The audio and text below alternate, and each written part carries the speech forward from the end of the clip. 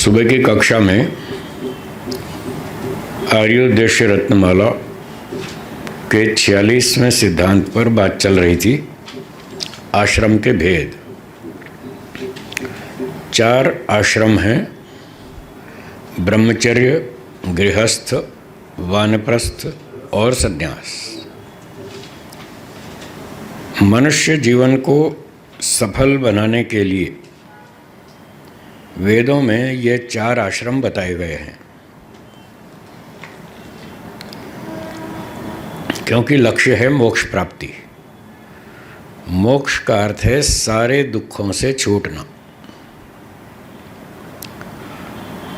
सारे दुखों से छूटना, एक तो ये प्रयोजन है हमारा, और दूसरा प्रयोजन है ईश्वर का उत्तम आनंद प्राप्त करना। जब ये दोनों काम हो जाते हैं उसको मोक्ष कहते हैं। शरीर छूट जाएगा तो सारे दुख खत्म हो जाएंगे।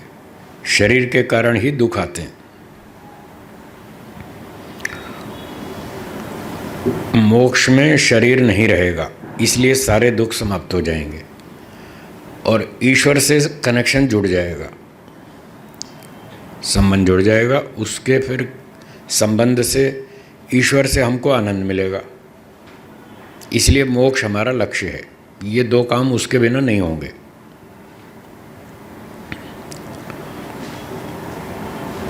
अब जब वही लक्ष्य है तो फिर वहाँ तक पहुँचने के लिए रास्ता भी चाहिए। कैसे जाएं वहाँ तक? कोई रास्ता हो जिस पर चल करके हम अपने लक्ष्य पर पहुँचेंगे। वो रास्ता ये 4 आश्रम है। इस 4 आश्रम को पूरा किए बिना मोक्ष नहीं होगा, जीवन का लक्ष्य प्राप्त नहीं होगा। तो बहुत से लोग कहते हैं जी घर में बैठे बैठे मोक्ष हो जाएगा, यानी गृहस्थ से डायरेक्ट मोक्ष हो जाएगा। न वानप्रस्थ लेने की आवश्यकता है न सन्यास की। हमारा तो गृहस्थ से डायरेक्ट मोक्ष हो जाएगा। मैंने कहा ऐसा नहीं होगा।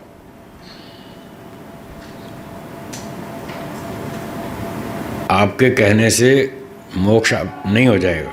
मोक्ष तो उस तरीके से होगा जैसे ईश्वर ने बताया।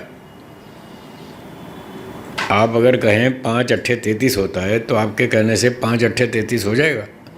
फिर काम का भ्रांति में बैठ रहे हैं। आप बैठे रहो भ्रांति में। 5 अट्ठे 33, 5 अट्ठे 33। आप 10,000 बार बोलो, कोई 33 थोड़ी हो जाएगा। वो तो 40 ही रहेगा। आप कुछ भी बोलते रहो। तो जब ईश्वर कह रहा है 4 आश्रम चाहिए तब मोक्ष होगा, तो आप रट्टा मारते रहो, हम तो गृहस्थ से डायरेक्ट मोक्ष में जाएंगे। जाओ, कौन रोकता है आपको? कोई नहीं रोकता, जाओ। तो आपके कहने से डायरेक्ट मोक्ष नहीं होगा। घर में रहते रहते जो नियम है उसका पालन करना होगा, उसको समझना होगा और उसका पालन करना होगा। अगर गृहस्थ से सीधा मोक्ष हो जाता तो ईश्वर 2 ही आश्रम बताता, 4 क्यों बताता? एक इंजीनियर कार बनाता है तो कार में कोई भी पुर्जा फालतू नहीं लगाता, यूजलेस, एक भी पुर्जा नहीं लगाता। हर पुर्जे का काम होता है, कोई उपयोग होता है, कम से कम पुर्जे लगाता है। जब एक इंजीनियर भी फालतू पुर्जा नहीं लगाता तो ईश्वर फालतू काम क्यों बताएगा? हाँ जी, किसका फ़ोन बज रहा है? माइक किसका चालू है?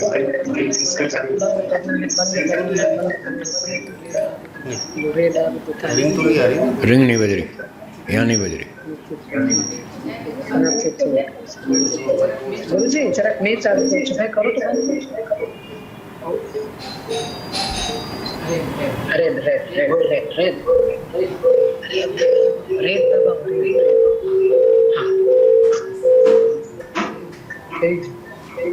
ठीक है, अभी भी चालू है किसी का? ये वापस आ रही है आवाज़? किसका चालू है माइक?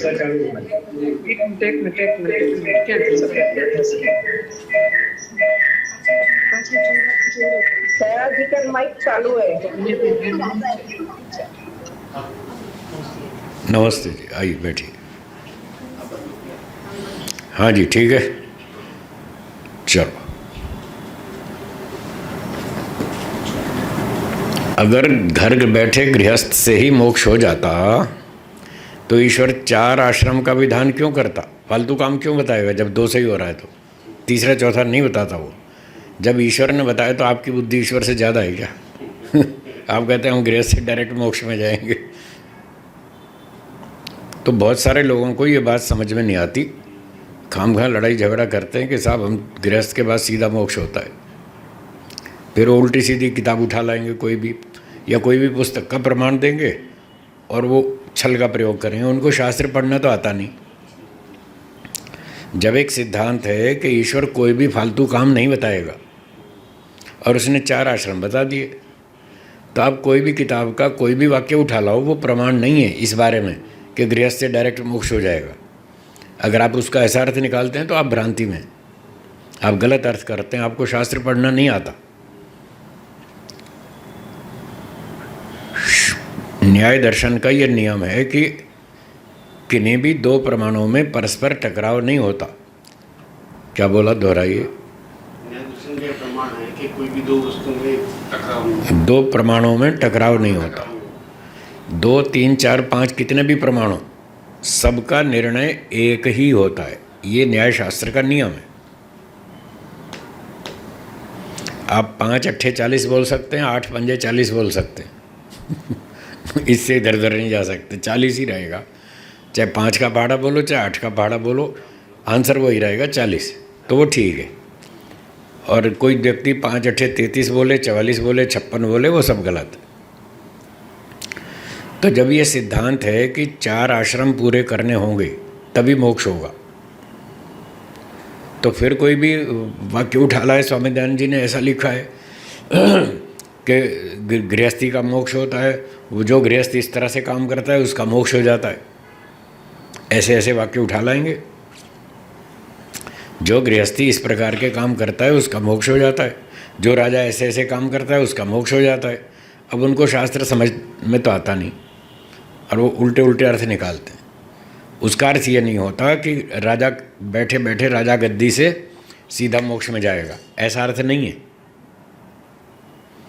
और जो गृहस्थी इस तरह के काम करता है उसका मोक्ष हो जाएगा, इसका अर्थ ये नहीं है कि गृहस्थ से डायरेक्ट मोक्ष हो जाएगा, ये अर्थ नहीं है। इसका अर्थ है कि वो गृहस्थी मोक्ष के रास्ते पर चल रहा है, इसी रास्ते पर चलकर वो मोक्ष तक पहुंचेगा। यदि ये रास्ता बदल दिया तो नहीं पहुंचेगा। उसका अर्थ ये है, ना कि गृहस्थ से डायरेक्ट मोक्ष हो जाएगा।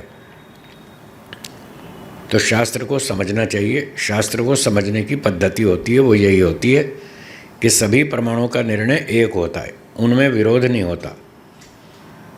तो जब एक सिद्धांत बन गया कि सन्यास भी लेना होगा, उसके बाद मोक्ष होगा, तो आपको वेद भाष्य में कहीं भी किसी भी ऋषि की पुस्तक में कहीं भी इस तरह का वाक्य मिले कि राजा का मोक्ष होता है, गृहस्थी का मोक्ष होता है, तो उसका अर्थ ये नहीं कर सकते कि बिना सन्यास के मोक्ष होता है।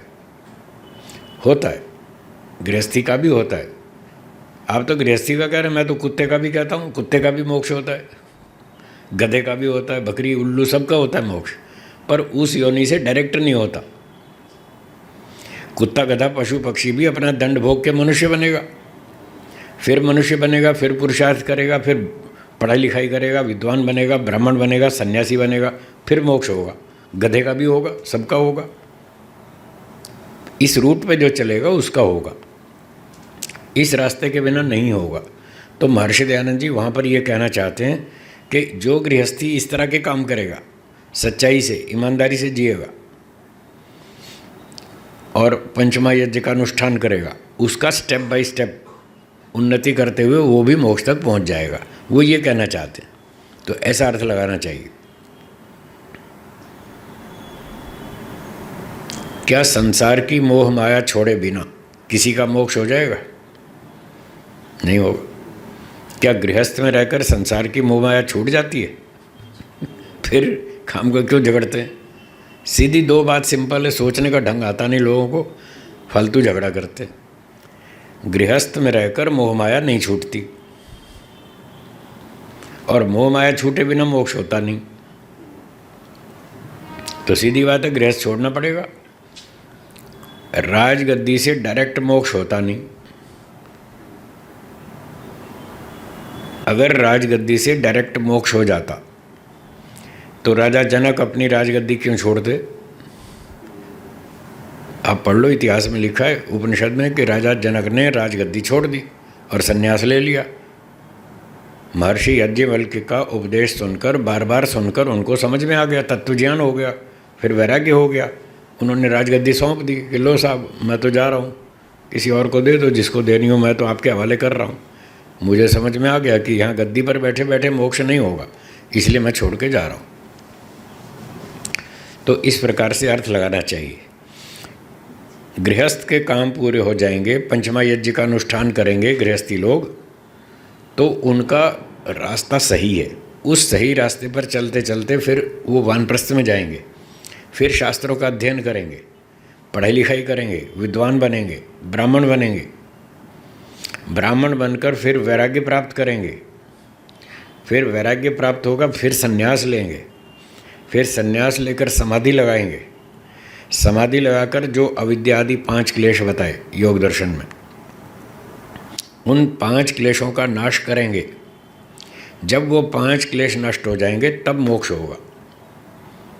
आपका भी और मेरा भी, सबका, सबके ऊपर एक ही नियम है, कोई छूटछाट नहीं, किसी को कोई कंसेशन नहीं है। 5 क्लेश जब तक दूर नहीं होंगे किसी का मोक्ष नहीं होगा। यही काम महर्षि दयानंद जी ने किया, यही काम महर्षि गौतम जी ने किया, यही महर्षि पतंजलि जी ने किया। सबने यही काम किया, तो सबके लिए एक ही रास्ता है, 2 रास्ते नहीं हैं। तो इसलिए भ्रांति से बाहर निकलना चाहिए। तो 4 आश्रम पूरे करने पड़ेंगे स्टेप बाय स्टेप। अब इसके 2-3 रास्ते हैं, ऑप्शन।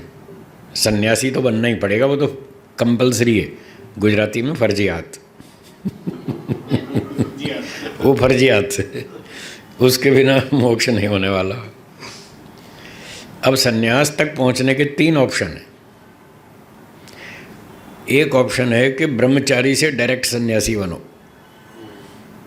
किसी ने पिछले जन्मों में बहुत तपस्या की, योगाभ्यास किया, पढ़ाई लिखाई की, पैसे कमाए, खाया पिया, घर गृहस्थी भी चलाई, और सार बता दिया। वो अभी सुबह बताया था ना, 50-55 में अक्ल आ जाती है कि बहुत मार खा ली, अब यहाँ से निकल लो फटाफट। गृहस्थी में देख लिया कितना सुख और कितना दुख, सारी भ्रांति संशय दूर हो गया।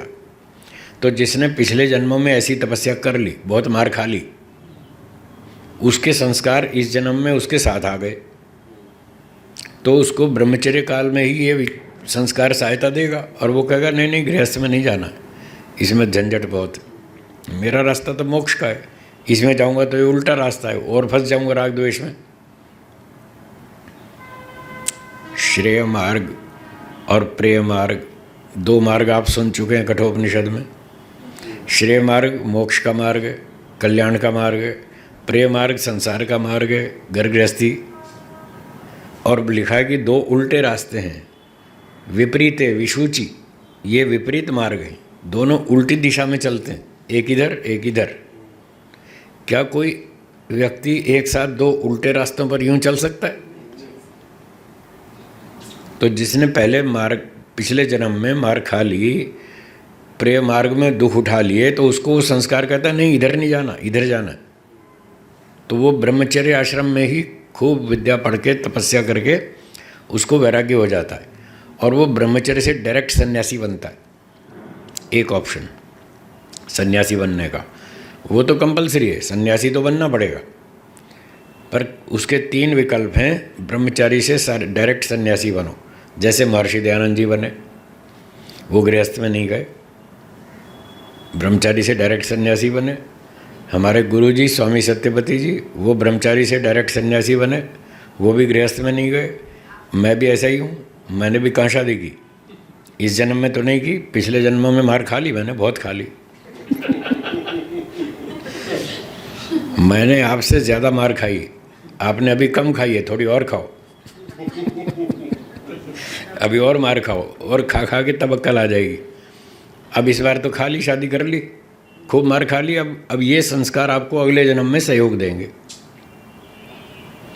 अगले जन्म में आप कान पकड़ेंगे, ना बाबा बहुत मार खा ली, अब शादी नहीं करेंगे। तो ये संस्कार आपको अगले जन्म में साथ देंगे। फिर आप भी इसी रास्ते बह देंगे डायरेक्ट, हमारी तरह से ब्रह्मचारी से, फिर डायरेक्ट सन्यासी बनेंगे। तो एक विकल्प ये है, जिन्होंने पिछले जन्म में बहुत अनुभव कर लिया वो सीधे सन्यासी बनेंगे। दूसरे लोग वो हैं जिनको अभी पूरी मार नहीं खाई, थोड़ी खानी बाकी है, अभी उनको संसार में सुख दिखता है, गृहस्थी में सुख दिखता है, तो उनको दूसरा ऑप्शन दिया, भाई जाओ अपनी भ्रांति दूर कर लो, खाओ पियो मज़ा करो, गृहस्थी में जाओ, फिर 25-30 साल में पता लग जाएगा कितना सुख और कितना दुख। फिर जब वहाँ दुख भोग लेगा फिर वो गृहस्थ है, फिर वानप्रस्थ में जाएगा। तो उसके लिए दूसरा विकल्प है, गृहस्थी बनो, ब्रह्मचारी से गृहस्थी, गृहस्थी पूरी करके फिर वानप्रस्थी बनो, और वानप्रस्थी में तपस्या करो, पढ़ाई लिखाई करो, फिर वैराग्य ऊंचा करो, जब ऊंचा हो जाए फिर संन्यास लो। ये दूसरा विकल्प।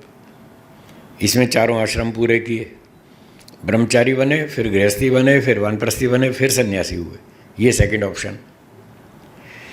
तीसरा ऑप्शन, पूर्व जन्मों में कुछ मेहनत की पर पूरी मार नहीं खाई, थोड़ी कम खाई, कम खाई तो फिर थोड़ी और खानी बाकी है, तो वो गृहस्थ में चला गया कि गृहस्थ में बड़ा सुख है।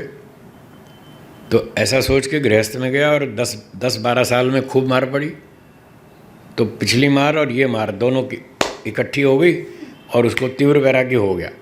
10-12 साल में ही समझ आ गई कि मैं तो गलत जगह आ गया, मुझे तो वो श्रेय मार्ग पर जाना था, मैं तो कहाँ फंस गया। तो उसको महात्मा बुद्ध की तरह तीव्र वैराग्य हो गया। महात्मा बुद्ध ने भी शादी की थी, पत्नी थी, बच्चा भी था, और फिर उसने 2 घटना देखी, एक बूढ़े को देखा, एक शव यात्रा देखी, तो उसके संस्कार जाग गए और वो भी घर छोड़ के भाग गए। अगर घर में रहते रहते मोक्ष हो जाता तो महात्मा बुद्ध घर क्यों छोड़ते? उनको क्या कमी थी? राजा थे, संपत्ति थी, नौकर चाकर, सेना, क्या नहीं था? सब कुछ था। फिर वो वहीं से मोक्ष में चले जाते ना डायरेक्ट, क्यों नहीं गए? उनको ये समझ में आई कि यहाँ रहते रहते ये काम नहीं होगा। ये बात महर्षि दयानंद जी को समझ में आई, ये मौत मेरा पीछा नहीं छोड़ेगी, घर रहते रहते मैं इससे नहीं बच पाऊँगा, मुझे इससे बचना है, तो कोई रास्ता निकालो, ढूंढो। तो लोगों ने कहा गुरु जी की खोज करो, अच्छा योगी, सच्चा योगी ढूंढो, फिर वो आपको रास्ता बताएगा मृत्यु से कैसे बचें। बस वो निकल लिए। तो इस प्रकार से वो तीसरा ऑप्शन ये था, जिसको घर में रहते रहते, गृहस्थ में रहते रहते तीव्र वैराग्य हो जाए, जैसा योग दर्शन में लिखा है, दृष्टानुश्रविक विषय वितृष्णस्य वशीकार संज्ञा वैराग्यम। जिसको ऐसा वैराग्य हो जाए घर में रहते, गृहस्थ में रहते रहते, तो वो गृहस्थ से डायरेक्ट भी संन्यास ले सकता है। ये तीसरा ऑप्शन है, उसको वानप्रस्थ में नहीं जाना। पर ऐसा 100 करोड़ में एक आदमी मिलेगा, 100 करोड़ में एक। हाँ, ये कोई हर एक को वैराग्य जल्दी नहीं होता है। कभी कभी घर में पत्नी से झगड़ा हो जाता है और आदमी दुखी हो जाता है, वो कहता है बस मैं तो चला, देख ली दुनिया, मुझे हो गया वैराग्य। वो वैराग्य नहीं होता,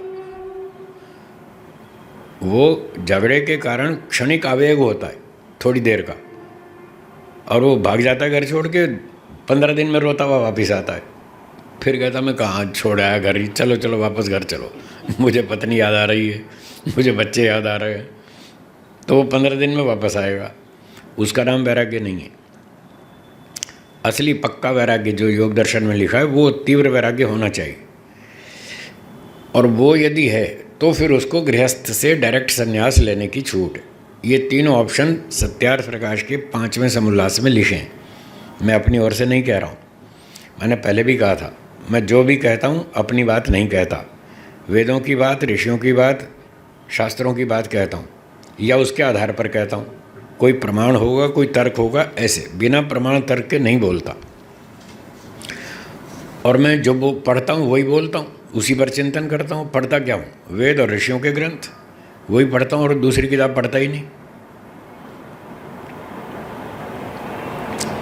तो इसलिए ऋषियों के ग्रंथ, वेदों की बातें 100% सच्ची होती हैं। उनको बार बार पढ़ना चाहिए, बार बार उस पर मनन करना चाहिए, लंबे समय तक अभ्यास करना चाहिए। आपका विचार कुछ और होगा, वेदों का ऋषियों का कुछ और होगा। आपको संसार में सुख दिखता है, वो कहते हैं यहाँ कोई आदमी सुखी है ही नहीं, सारी दुनिया दुखी है। कुत्रापि कोपि सुखी ना हो। कपिल मुनि जी ने कह रखा है सांख्य दर्शन में, दुनिया में एक भी आदमी पूरा सुखी नहीं है। और लोग कह रहे हैं साहब संसार में बड़ा सुख है। जब ये शादी करते हैं खूब बैंड बाजे बजाते हैं, नाचते गाते हैं। किसी ने पूछा भाई शादी तो उसकी हो रही है, दूसरे क्यों नाच रहे हैं? शादी तो उसकी हो रही है, दूसरे क्यों नाच रहे हैं? तो दूसरे ने जवाब दिया ये इसलिए नाच रहे हैं, एक और फंसा, हम इसकी खुशी में नाच रहे हैं, एक और फंसा। क्योंकि वो खुद तो फंसे हैं बेचारे, वो तो जानते हैं ना गृहस्थी में कितना झंझट है। तो वो इस बात से खुश हो रहे हैं कि हमारे जैसा एक और फंसा, इस खुशी में नाच रहे हैं। हाँ, अच्छा है ना फंसा, मज़ा आया। कोई कीचड़ में स्लिप हो गया, गिर गया बेचारा, तो दूसरे कई लोग हंसते देख करके हाँ कितना मज़ा आया, वो धड़ाम गिरा, फंसा, मज़ा आया, तो उसको देख के खुश होते हैं। तो ऐसे ही संसार वाले जब जिसकी शादी होती है उसको देख के खूब डांस करते हैं, अच्छा हुआ, मज़ा आया, एक और फंसा। और कोई कहता है नहीं नहीं मुझे शादी नहीं करनी, कोई कहता है नहीं मुझे शादी नहीं करती, तो सारे उसके दुश्मन हो जाएंगे। अरे हम फंसे, तू कैसे जा रहा बच के, चल इधर, चल इधर, तेरी शादी करेंगे, ज़बरदस्ती कराएंगे उसकी, बेटा हो चाहे बेटी हो, ज़बरदस्ती कराएंगे कि हम यहाँ चक्की पीस रहे हैं, तू कैसे मज़े करेगा, चल इधर, तुझे भी फंसाएंगे। इसलिए लोग ज़बरदस्ती शादी करते हैं। उनको ये सहन नहीं होता कि ये मज़े करेगा, क्यों करने दें हम इसको, फंसाओ इसको। सच्चाई तो ये है, पर लोग बताते नहीं, बोलते नहीं, वो खुद बेचारे दुख भोगते रहते हैं और दूसरे को फंसाते रहते हैं। ऐसा नहीं करना चाहिए। कोई करना चाहे शादी तो करे, कोई ज़बरदस्ती नहीं करनी चाहिए। जो नहीं करना चाहता उसके साथ मत करो, उसको नहीं करनी मत करे, जाओ अपना, फिर नहीं करनी तो जंगल में जाओ, फिर आश्रम में जाओ, तपस्या करो, फिर सिटी में नहीं रहना, घर में नहीं रहना। हाँ, इधर उधर घूमना ठीक नहीं है। या तो शादी करो विधिवत, या फिर गुरुकुल में जाओ, तपस्या करो, दो में से एक काम करो, बीच में लटकना अच्छा नहीं। तो ये थी 4 आश्रमों की बात। इस तरह से संन्यास लेना पड़ेगा, उसके बाद ही मोक्ष होगा। और उसके 3 विकल्प हो गए। पहला, ब्रह्मचारी से डायरेक्ट सन्यासी बनो। दूसरा, 4 आश्रम पूरे करो, ब्रह्मचर्य, गृहस्थ, वानप्रस्थ, फिर संन्यास। और तीसरा, यदि गृहस्थ में ही तीव्र वैराग्य हो जाए तो गृहस्थ से डायरेक्ट संन्यास ले सकते हैं। ये 3 ऑप्शन है। संन्यास के बिना मोक्ष नहीं होने वाला, किसी का भी नहीं होने वाला। संन्यास लेना पड़ेगा। घर में रहते रहते मोक्ष हो जाता तो मैं ही क्यों घर छोड़ता, मैं भी अपने घर में रह लेता ना। मैं क्यों छोड़ कर आया? क्योंकि मैंने समझ लिया कि घर में रहकर नहीं होने वाला, इसलिए मैं भी छोड़ आया। चलिए आगे चलते हैं। ये 4 आश्रमों की बात हुई। ओम स्वामी जी। हाँ जी। सादरम नमस्ते स्वामी जी। हाँ नमस्ते जी, कौन बोल रहे हैं? सीमा आर्या, कन्या गुरुकुल रुड़की रोहतक से स्वामी जी। अच्छा अच्छा, बोलिए बोलिए। स्वामी जी एक शंका थी कि जो संन्यास का क्रम आपने बताया भी, उसमें जो एक तो हम चारों आश्रमों से निकल के संन्यास लें या फिर जो विकल्प बताए, ठीक, उन सब में सबसे पहले मोक्ष की मतलब मोक्ष किस विधि में सबसे पहले प्राप्त हो सकता है? सीधे संन्यास लेने से या चारों आश्रमों से निकल के संन्यास तक पहुंचेंगे तो किस में जल्दी मोक्ष प्राप्त होने की संभावना है, किस विधि में? देखिए सुनिए, जल्दी जल्दी मत कीजिए, जल्दी वाला काम अच्छा नहीं होता है। पहले समझ लें अच्छी तरह। एक कहावत आपने सुनी होगी, सहज पकेसो मीठा होए। सुनिए, सहज पकेसो मीठा होए। जो दाल सब्जी धीरे धीरे पकती है वो अच्छी होती है, और आप ज़बरदस्ती मीठा सोडा डाल के कुकर में पका देंगे तो वो इतनी अच्छी नहीं बनती। तो सहज पके, धीरे धीरे चलना चाहिए, जल्दबाजी मत कीजिए। दाल सब्जी बनने में जितना समय लगता है उतना तो लगेगा, स्वाभाविक बात है, जितना टाइम लगता है उतना तो लगेगा। अब गेहूं की फसल 4-5 महीने में आती है, तो इतना टाइम तो लगेगा। आप या फिर कोई एसिड डालो, कोई मसाले डालो, कोई केमिकल डालो और उसको जल्दी पका लो, तो वो नुकसान ही करेगी, फ़ायदा नहीं करेगी। इसलिए जल्दी ना करें। अपने योग्यता स्तर को देखना है। यदि आपके पूर्व जन्मों के संस्कार हैं, तीव्र संस्कार हैं, और अब आपने अपना परीक्षण कर लिया कि हम सीधा ब्रह्मचारी रह सकते हैं और डायरेक्ट सन्यासी बन सकते हैं, हमको गृहस्थ का आकर्षण नहीं है, यदि आपकी ऐसी स्थिति है तो फिर आप डायरेक्ट सन्यासी बने। यदि मन में इच्छाएं हैं, अभी संसार में सुख है, खाना है, पीना है, बंगले बनाने हैं, देश विदेश की यात्रा करनी है, गप्पे मारनी है, संगीत सीखना है, डांस करना है, अभी प्रसिद्धि प्राप्त करनी है, बहुत चेले इकट्ठे करने हैं, 10 करोड़ चेले बनाने हैं कम से कम, अगर ऐसी इच्छाएं हों तो फिर अभी समझो आपको वैराग्य नहीं है, अभी राग है, संसार में राग है, संसार में बहुत प्रकार का सुख आपको दिख रहा है, तो फिर जल्दबाजी नहीं करनी चाहिए। कच्ची अवस्था में कोई संन्यास लेगा तो वो इच्छाएं तो उसको वहाँ छोड़ेंगी नहीं, वो इच्छाएं फिर परेशान करेंगी, फिर वो अपनी उन इच्छाओं को पूरा करने के लिए फिर उल्टे रास्ते चलेगा और संन्यास को बदनाम करेगा।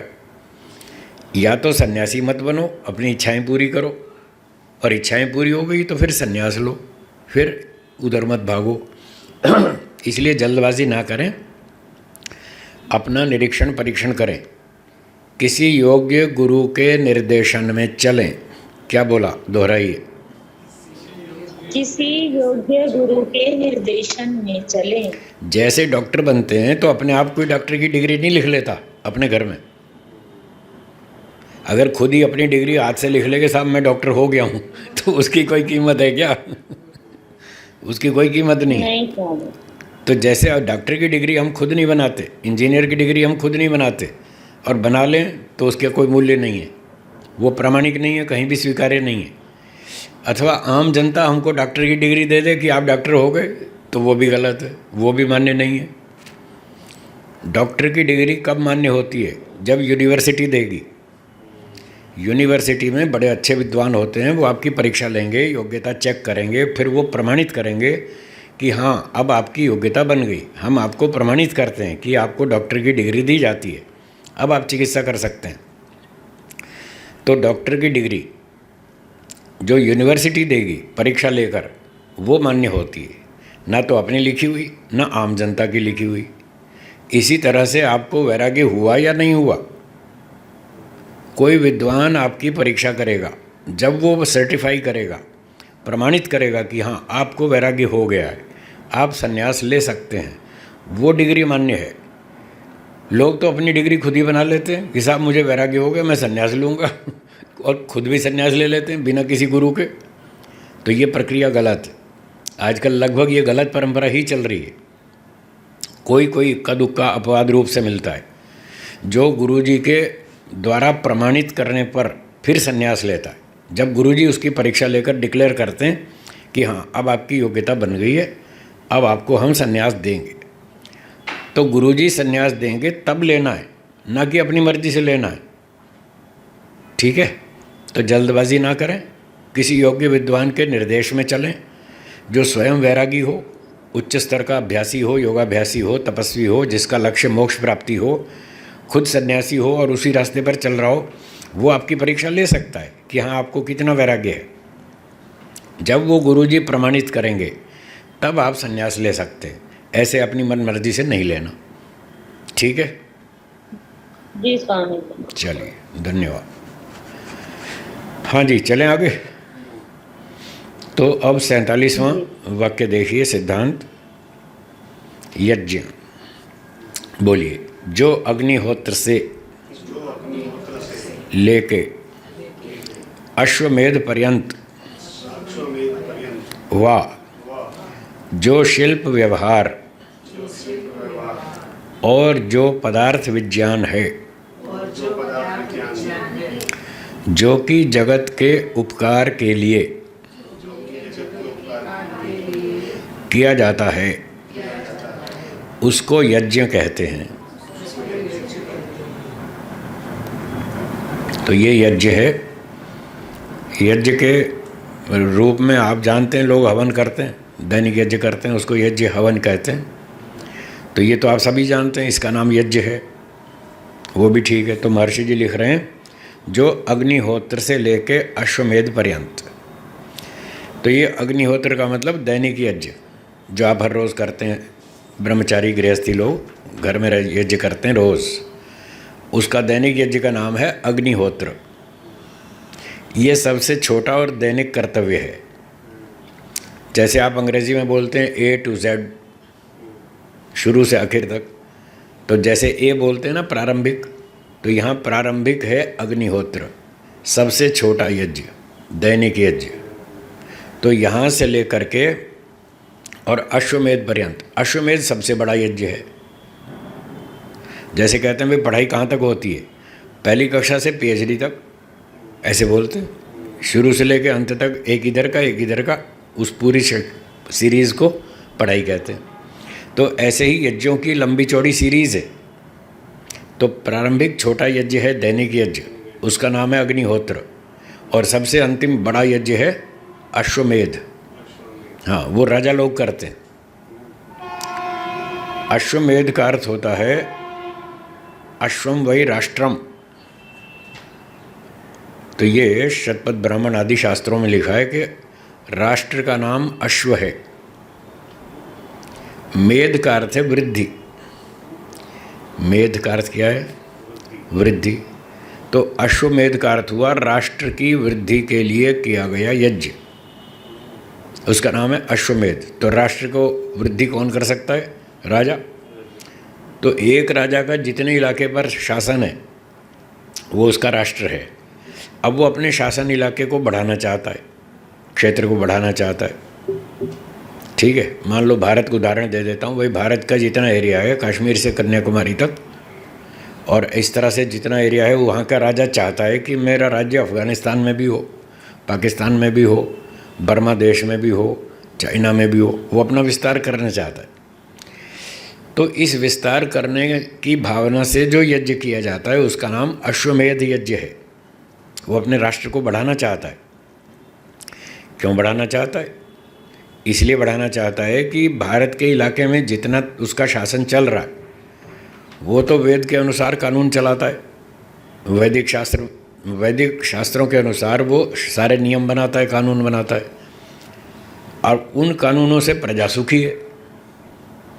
और भारत से जो बाहर के देश हैं वहाँ पर उनके मनमाने कानून चल रहे हैं जो वेदों के विरुद्ध हैं, उसके कारण वहाँ की प्रजा दुखी है। तो वो चाहता है कि उन देशों की प्रजा भी वेदों के कानून को स्वीकार करे और सुखी रहे, पर इसका अधिकार उस प्रजा पे नहीं है। भिन्न देशों में वहाँ पर वहाँ के राजा का अधिकार है।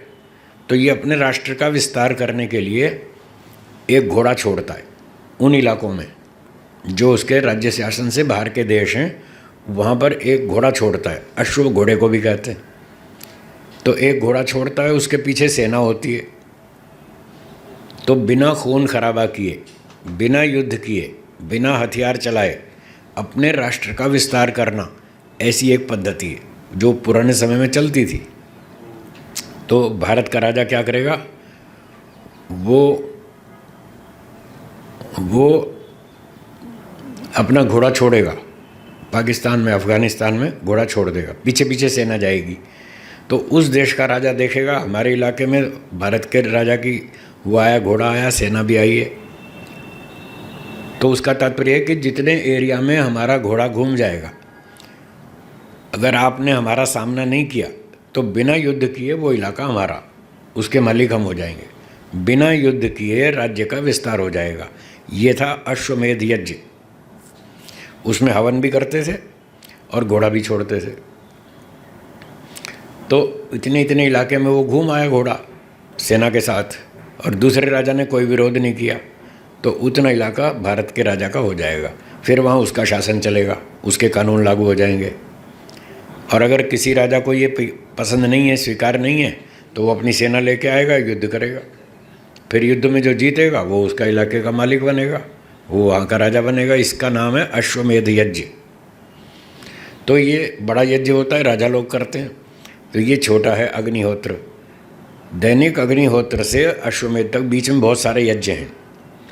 कोई पुत्र कामेष्टि यज्ञ है, कोई ग्राम कामेष्टि यज्ञ है, किसी को संतान नहीं हो रही तो वो पुत्र कामेष्टि यज्ञ करता है। तो इस सीरीज़ के अंदर आता है ये। तो कोई 2 दिन चलता है हवन, कोई 5 दिन चलता है, कोई 12 दिन चलता है, कोई 200 दिन चलता है। ऐसे लंबे चौड़े अलग अलग तरह के यज्ञ होते हैं। तो एक होता है सहस्र संवत्सर याग। सहस्र संवत्सर 1000 दिन तक चलने वाला। यहाँ संवत्सर का अर्थ वर्ष नहीं है, यहाँ दिन है। सामान्य रूप से संवत्सर का अर्थ होता है वर्ष। तो सहस्र संवत्सर का अर्थ हुआ 1000 वर्ष। अब 1000 वर्ष तो कोई जिएगा नहीं, तो फिर इतना हवन तो कर नहीं सकते। फिर भी लिखा उसका नाम सहस्र संवत्सर याग। तो जो यज्ञ के कर्मकांड के ग्रंथ हैं उनमें इसका उल्लेख है। तो सहस्र संवत्सर का अर्थ हुआ 1000 दिन तक चलने वाला यज्ञ। तो 1000 दिन में 3 वर्ष में लगभग पूरा हो जाएगा। तो 3 वर्ष तो आदमी हवन कर लेगा, 1000 साल नहीं जी पाएगा। तो इस प्रकार के जो यज्ञ किए जाते हैं, कोई पुत्र की कामना से, संतान प्राप्ति की इच्छा से, कोई धन कमाने की इच्छा से, कोई गांव का सरपंच बनने की इच्छा से, कोई नेता बनने की इच्छा से, जो भी किए जाते हैं ये सारे सकाम कर्म हैं। इसमें काम शब्द लिखा है, पुत्र कामो, कामो। तो जिसको सांसारिक सुख की कामना है वो सकाम कर्म कहलाता है।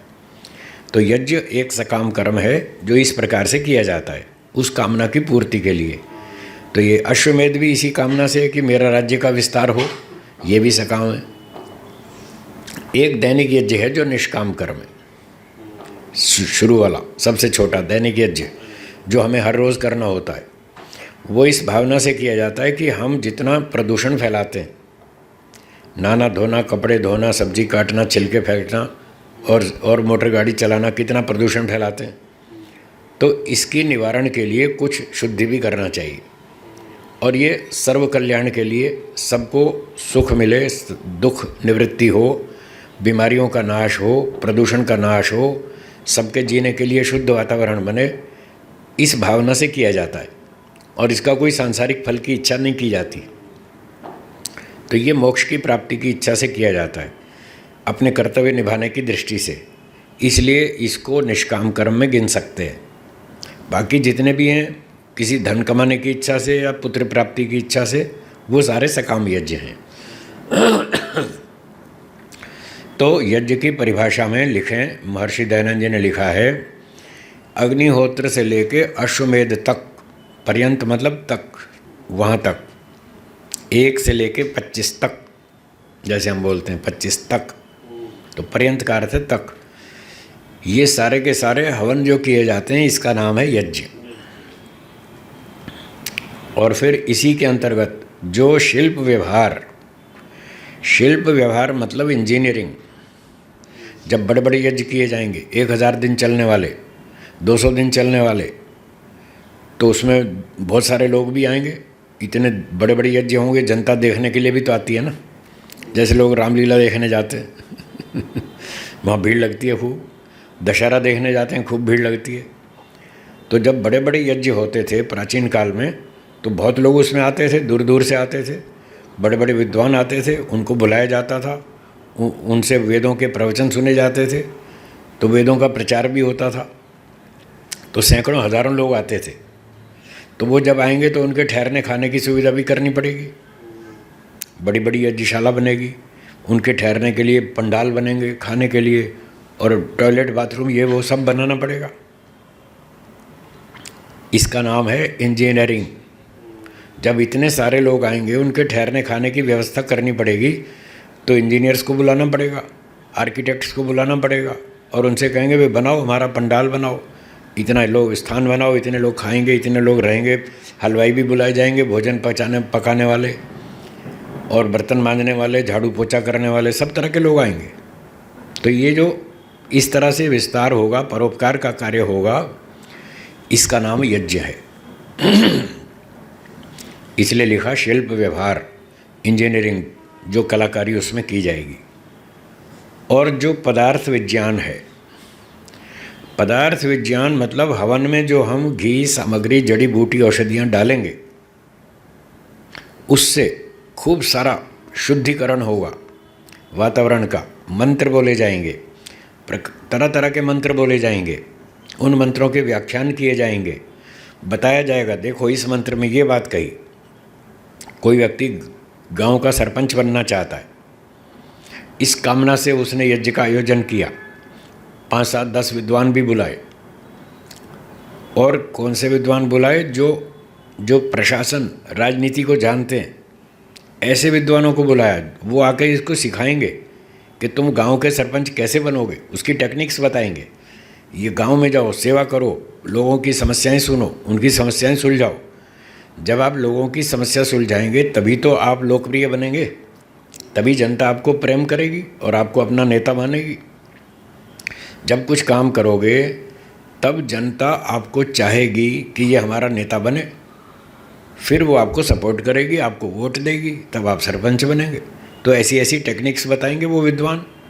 तो 5, 7, 10 विद्वान आएंगे, कुछ उनके सेवक आएंगे, कुछ जनता आएगी, कुछ बड़े बड़े राजा लोग भी, मंत्री मिनिस्टर भी हम बुला सकते हैं उसमें, कि वो भी आकर देखें कि किस तरह से यज्ञ होता है और किस तरह से प्रजा का खुशहाली बढ़ती है, किस तरह से उन्नति और विकास होता है।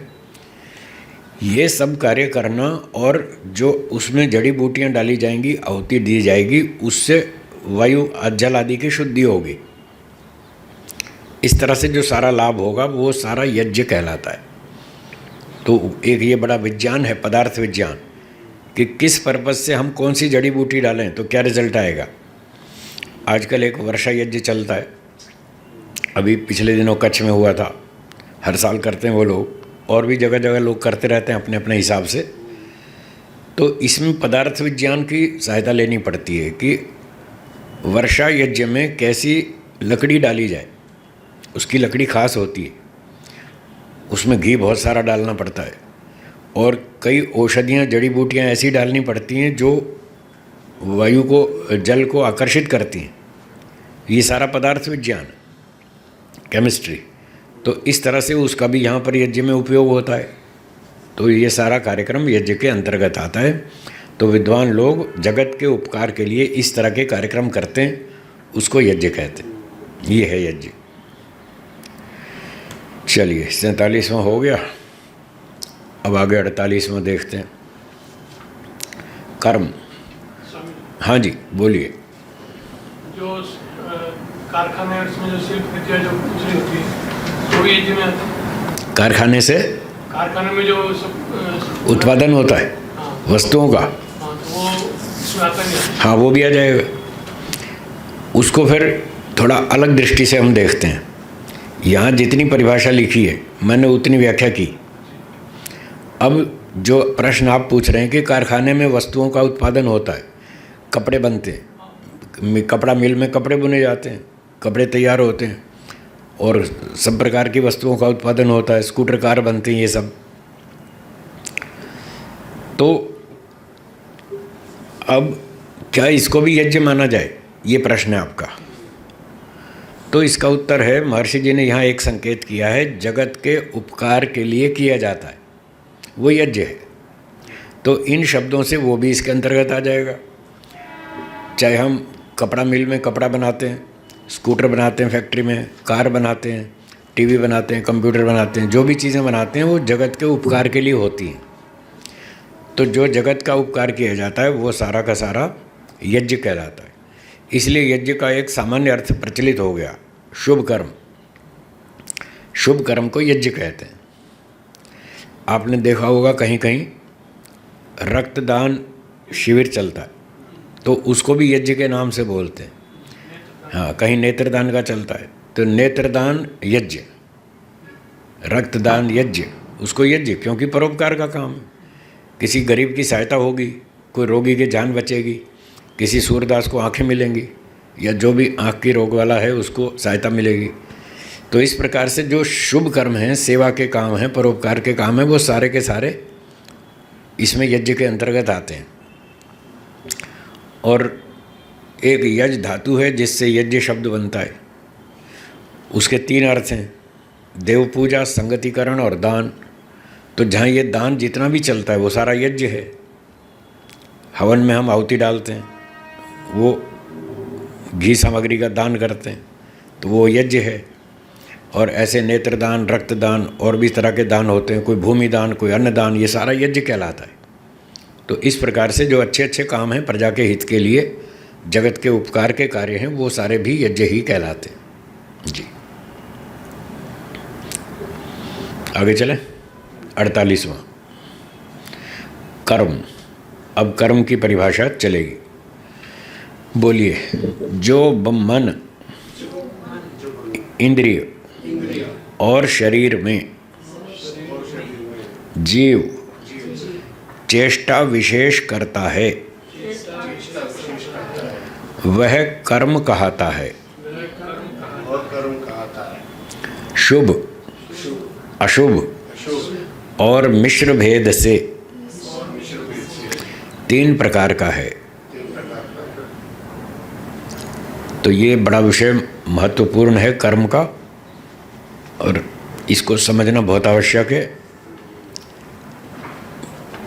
लोग जब ठीक से शास्त्रों को नहीं पढ़ते, अध्ययन नहीं करते, चिंतन मनन नहीं करते, किसी योग्य गुरुजी से नहीं पढ़ते, तो फिर वो भ्रांतियों में भटक जाते। और जैसे मैंने सुबह कहा था, आर्ष ग्रंथ ही पढ़ने चाहिए, उससे आपको सही ज्ञान मिलेगा।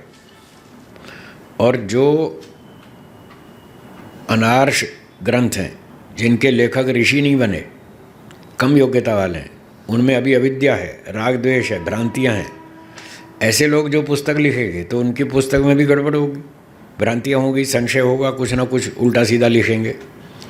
इसलिए ऐसी अप्रामाणिक पुस्तकों को नहीं पढ़ना चाहिए। या तो ऋषियों की पुस्तक पढ़ो, या उस लेखक की पुस्तक पढ़ो जिसने 20-30 साल ऋषियों के ग्रंथ पढ़े हों, खूब योग्यता बनाई हो, वो ऋषियों के अनुकूल बोलता हो, या फिर उसकी किताब पढ़ो। तो ये कर्म का विषय बहुत टेढ़ा मेढ़ा है, कठिन है, सूक्ष्म है, बहुत उलझा हुआ है। पर थोड़ा सा इधर उधर से पढ़ के लोग अपना पंडित बन जाते हैं, प्रवचन करना शुरू कर देंगे, पुस्तक लिखना शुरू कर देंगे, फिर उल्टी सीधी बातें फैलाएंगे। तो ऐसे बहुत प्रवक्ता हैं, बहुत सारे लेखक हैं जिन्होंने इस कर्म के विषय पर बहुत प्रवचन किए और पुस्तकें लिखी। उनके प्रवचनों में और पुस्तकों में बहुत सारी गलतियां हैं। क्यों गलतियां हैं? क्योंकि उन्होंने ऋषियों के ग्रंथ ठीक से नहीं पढ़े, या तो पढ़े ही नहीं, या ढंग से नहीं पढ़े, उसको ढंग से समझा नहीं, कर्म का सिद्धांत ठीक से नहीं समझ में आया। एक गुजरात के प्रवक्ता थे, गुजराती। मैं किसी परिवार में प्रवचन के लिए गया, तो वो बड़े अच्छे प्रवक्ता थे, प्रसिद्ध थे, नाम मुझे भूल गया, कोई 20-25 साल पुरानी बात। तो किसी ने मेरा परिचय कराया, ये फलाने व्यक्ति हैं, ये बड़े प्रवक्ता हैं, गुजरात में इनका नाम है, और गुजराती में बोलते हैं, और बहुत अच्छे बोलते हैं, बहुत अच्छा लेखन करते हैं, ऐसे ऐसे। तो फिर मुझे भी उनके साथ बिठा दिया, थोड़ी बातचीत शुरू हुई। तो वो इतने प्रसिद्ध प्रवक्ता, इतने नामचीन प्रवक्ता जिनका बहुत प्रसिद्धि है, और लोग उनको बहुत अच्छा विद्वान मानते हैं।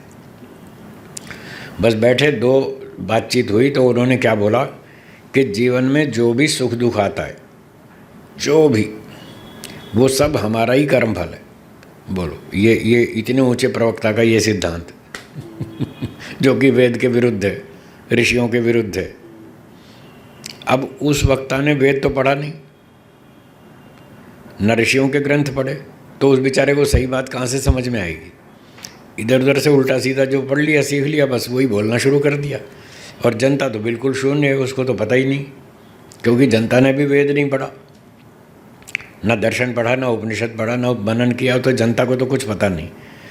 जिसको कुछ भी नहीं पता, उसके सामने आप कुछ भी बोल जाओ तो वो तो कहेंगे साहब हाँ बहुत अच्छा वक्ता है, बहुत विद्वान है। वही बात है ना, जनता का सर्टिफिकेट प्रामाणिक नहीं होता। तो उसको जनता ने सर्टिफिकेट दिया कि ये बहुत ऊंचे विद्वान है, बहुत प्रवक्ता है। एक व्यक्ति अहमदाबाद में, वो हमारे सत्संग में आते हैं, काफ़ी दिनों से जुड़े हैं, तो उन्होंने अच्छी बातें सीख ली, शिविरों में आते हैं, अच्छी बात सीख ली, तो उन्होंने एक अपना ग्रुप बना लिया और थोड़ा थोड़ा उनको सिखाने लगे। तो 5-7-10 मीटिंग हुई, तो उनमें से एक श्रोता बोला ये तो 4 वेदों का विद्वान है। उसके लिए बोला ये 4 वेदों का विद्वान है, जबकि उसने पुस्तक भी नहीं देखी आज तक 4 वेद की, संस्कृत भी नहीं आती, व्यापारी आदमी, उसको लिए कह रहे वो 4 वेदों का विद्वान है।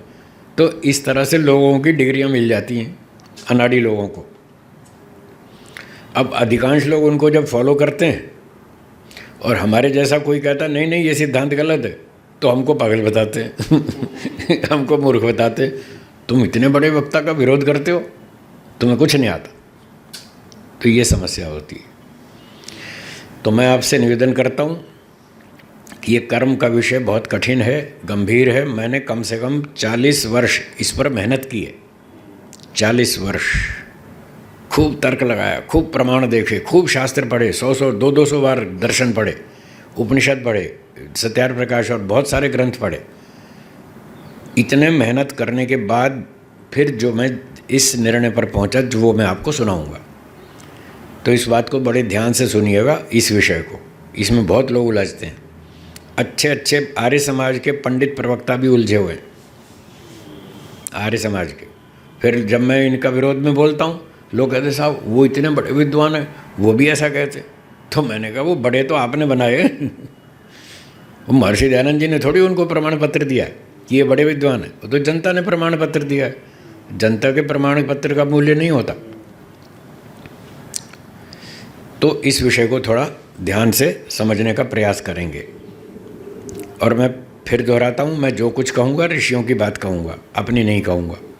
अपनी बात मैं ताले में रखता हूँ बंद, क्योंकि मैं मनुष्य हूँ, मुझसे गलती हो सकती है। आप भी मनुष्य हैं, आपसे भी गलती हो सकती है।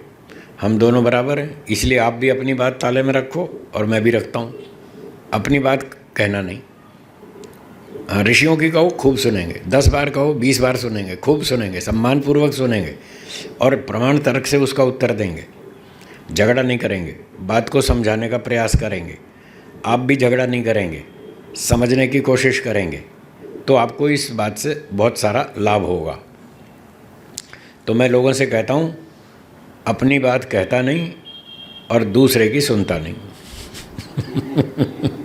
क्योंकि न मैं प्रामाणिक हूँ ना आप, इसलिए अपनी बात बंद रखो। मैं भी बंद रखता हूँ। ऋषियों की बात कहो, वेदों की बात कहो, खूब सुनेंगे, खूब पढ़ेंगे, पढ़ाएंगे और झगड़ा नहीं करेंगे। तो महर्षि जी लिखते हैं, जो जीव है, जीवात्मा, वो 3 प्रकार से कर्म करता है, मन से, वाणी से और शरीर से। तो परिभाषा में लिखा है, जो मन, इंद्रिय और शरीर में, ये 3 साधन हो गए। जीव, जीव का मतलब आत्मा, जीव, आत्मा या जीवात्मा, तीनों शब्दों का एक ही मतलब है, एक ही अर्थ है। तो आत्मा कर्म करता है, पहली बात। 3 साधनों से कर्म करता है, मन से, इंद्रिय, जो यहाँ लिखा है इंद्रिय, और शरीर। तो इंद्रिय का अर्थ यहाँ वाणी है। हाँ, वाणी तात्पर्य है। तो वक्ता का तात्पर्य समझना चाहिए, वो किस शब्द से क्या भाव कहना चाहता है। तो उसके शास्त्रों को और बहुत सारे ऋषियों के ग्रंथों को बार बार पढ़ने से फिर हमें समझ में आ जाता है कि यहाँ पर इस पंक्ति में इस शब्द का क्या अर्थ लेना चाहिए। तो यहाँ लिखा है इंद्रिय, इंद्रिय का अर्थ है वाणी। इस प्रसंग में मन, वाणी और शरीर से आत्मा। अब जो को जोड़ेंगे वहाँ चेष्टा के साथ।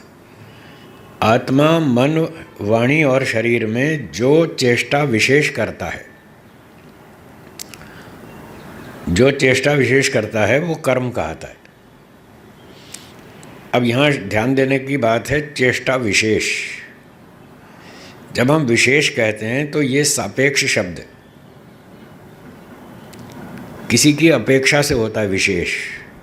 अगर किसी को हम विशेष कह रहे हैं तो कोई सामान्य भी होगा, बिना सामान्य के विशेष काहे का।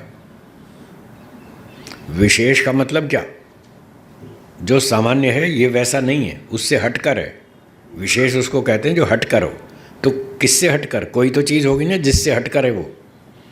तो जो दूसरा है उसको बोलते हैं सामान्य, और उस सामान्य से जो हटकर चीज़, एक्स्ट्राऑर्डिनरी, उसका नाम है विशेष। तो इस विशेष शब्द से ये पता चला कि कर्म 2 तरह के हैं, एक सामान्य, एक विशेष। विशेष शब्द चेष्टा के साथ जोड़ा है, तो चेष्टाएं 2 तरह की हुई, सामान्य चेष्टा, विशेष चेष्टा। ऐसे 2 तरह की चेष्टाएं होती हैं। अब दोनों का नाम कर्म है, लिखते हैं कि वो कर्म कहलाता है, जो चेष्टा है वो क्रिया है, वो कर्म है। फिर यहाँ पर सामान्य चेष्टा को क्यों छोड़ दिया? चेष्टा विशेष लिखा है, उसको कर्म बता रहे हैं। तो यहाँ महर्षि दयानंद जी का ये तात्पर्य है कि कर्म तो सामान्य चेष्टा भी होती है, पर यहाँ हम उसको नहीं ले रहे, छोड़ दिया हमने, चेष्टा विशेष को ही लिया कर्म की परिभाषा में। तो इसका तात्पर्य है कि वो ऐसे कर्मों की बात कर रहे हैं जिनका फल मिलेगा। तो जिन चेष्टाओं का कुछ विशेष फल मिलता है, जिसका विशेष फल मिलता है वो है चेष्टा विशेष, और जिसका कोई फल नहीं मिलता वो सामान्य चेष्टा। हाँ लिखिए, जिन विशेष क्रियाओं का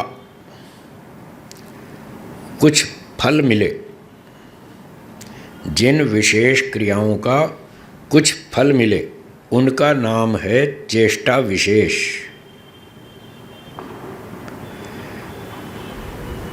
उनका नाम है चेष्टा विशेष। और जिन क्रियाओं का कोई फल नहीं मिलता, कोई विशेष फल नहीं मिलता, उसका नाम है सामान्य चेष्टा। तो उस सामान्य चेष्टा का संग्रह यहाँ नहीं किया, जानबूझ के नहीं किया, क्योंकि उनका फल नहीं मिलता। और यहाँ जो फल जिनका मिलता है, यहाँ प्रसंग चलाना उन कर्मों का जिसका फल मिलता है, इसलिए उस सामान्य चेष्टा को अलग कर दिया। इसका अर्थ ये नहीं कि वो चेष्टा को कर्म मानते ही नहीं, कर्म मानते हैं, पर उसका विशेष फल नहीं मिलता, इसलिए उसको अलग कर दिया। तो जीवात्मा मन वाणी शरीर से चेष्टा सामान्य भी करता है, चेष्टा विशेष भी करता है, दोनों तरह की चेष्टाएं करता है। जो सामान्य चेष्टा है उसका फल नहीं मिलता, जो विशेष चेष्टा है उसका फल मिलता है। उदाहरण, जैसे एक व्यक्ति बैठा है, अपने कमरे में बैठा है, अपने बिस्तर पे बैठा है, कुर्सी पे बैठा है, ऐसे बैठा है, तो थोड़ा उसने ऐसे गर्दन हिला दी, ये सामान्य क्रिया है, शरीर की सामान्य क्रिया है। थोड़ा ऐसे कर दिया, थोड़ा यूँ खुजा लिया, थोड़ा यूँ खुजा लिया, ये सामान्य क्रिया है। इसका कोई विशेष परिणाम नहीं है। जिस क्रिया का कोई विशेष परिणाम ना हो उसको सामान्य क्रिया कहेंगे, और जिस क्रिया का कोई विशेष परिणाम निकले, सुख या दुख, हानि, लाभ, कोई ना कोई विशेष परिणाम होना चाहिए, तो उसका नाम है विशेष चेष्टा। तो जैसे मैंने कहा, हमने यूँ खुजा लिया, थोड़ा सा यूँ खुजा लिया, थोड़ा गर्दन यूँ घुमा ली, हिला ली, तो ये सामान्य चेष्टा है, इसका कोई हमको विशेष कोई फल नहीं मिलने वाला। लेकिन जैसे मैंने हाथ से यूँ खुजा लिया तो कोई विशेष चेष्टा नहीं है, इसका विशेष परिणाम नहीं आया। लेकिन मैं इस हाथ से अगर यज्ञ में अग्नि में आहुति डालूं तो इसका विशेष परिणाम आएगा। हाँ माता जी, फिर से सुनिए, अगर मैं इस हाथ से कुछ हवन में सामग्री डालूं, घी डालूं, तो ये हाथ की विशेष चेष्टा है, इसका कुछ विशेष परिणाम आएगा, इसका नाम है चेष्टा विशेष। ये है कर्म, फल देने वाला कर्म। और यूँ घुमा दिया, यूँ हाथ हिला दिया, थोड़ी गर्दन हिला दी, ये इसका कोई विशेष परिणाम नहीं आया, तो ये सामान्य चेष्टा, यहाँ इसकी बात नहीं कर रहे। ठीक है, तो आदमी दिन भर ऐसे बैठे रहता है, कभी यूँ कर लेता है, कभी यूँ कर लेता है, कभी यूँ कर लेता है, वो तो चलता रहता है, वो उसको छोड़ देते हैं। तो यज्ञ करना, दान देना, सेवा करना, किसी की मदद करना, किसी को सही सलाह देना, ये सारी विशेष चेष्टाएं हैं। इनसे विशेष परिणाम आता है, या तो दूसरे का सुख बढ़ेगा, या झूठ बोलना, चोरी करना, छलकपट करना, धक्का मुक्की करना, अन्याय करना, शोषण करना, ये विशेष चेष्टा है, इससे दूसरे का दुख बढ़ेगा। तो जिससे दूसरों का या अपना भी, हाँ क्या बोला, हाँ दूसरों का और अपना भी, अगर सुख दुख बढ़ता घटता है तो विशेष चेष्टा है, वो है कर्म, उसका फल मिलेगा। अपना सुख दुख बढ़ता है वो भी कर्म है, और दूसरे का सुख दुख बढ़ता है वो भी कर्म है। यदि हमारे क्रिया से सुख बढ़ता है, अपना भी और दूसरों का भी, तो शुभ कर्म है, अब 3 वैरायटी बता रहे हैं। शुभ, अशुभ और मिश्र भेद से 3 प्रकार का है। तो हम शरीर से क्रियाएं करते हैं, मन से करते हैं, वाणी से करते हैं। तो शरीर की तो मैंने उदाहरण दे दिया, वाणी और मन का भी दे देता हूँ, फिर 3 विभाग की चर्चा करेंगे। तो यज्ञ करना, दान देना, ये शरीर के कर्म है, चेष्टा विशेष। चोरी करना, डकैती करना, लूटमार करना, हत्याएं करना, अपहरण करना, ये शारीरिक अपराध हैं, ये बुरे कर्म हैं। शरीर की क्रियाएं चेष्टा विशेष, ये दुख देने वाली हैं, तो वो खराब काम हो गया, अशुभ कर्म। और जो सुख देने वाली हैं वो शुभ कर्म, शरीर के। अब वाणी के। एक व्यक्ति अपने कमरे में बैठा है और बस ऐसे अकेला ही बैठा है, अपना गुनगुना रहा है, ऐसे टाइम पास कर रहा है।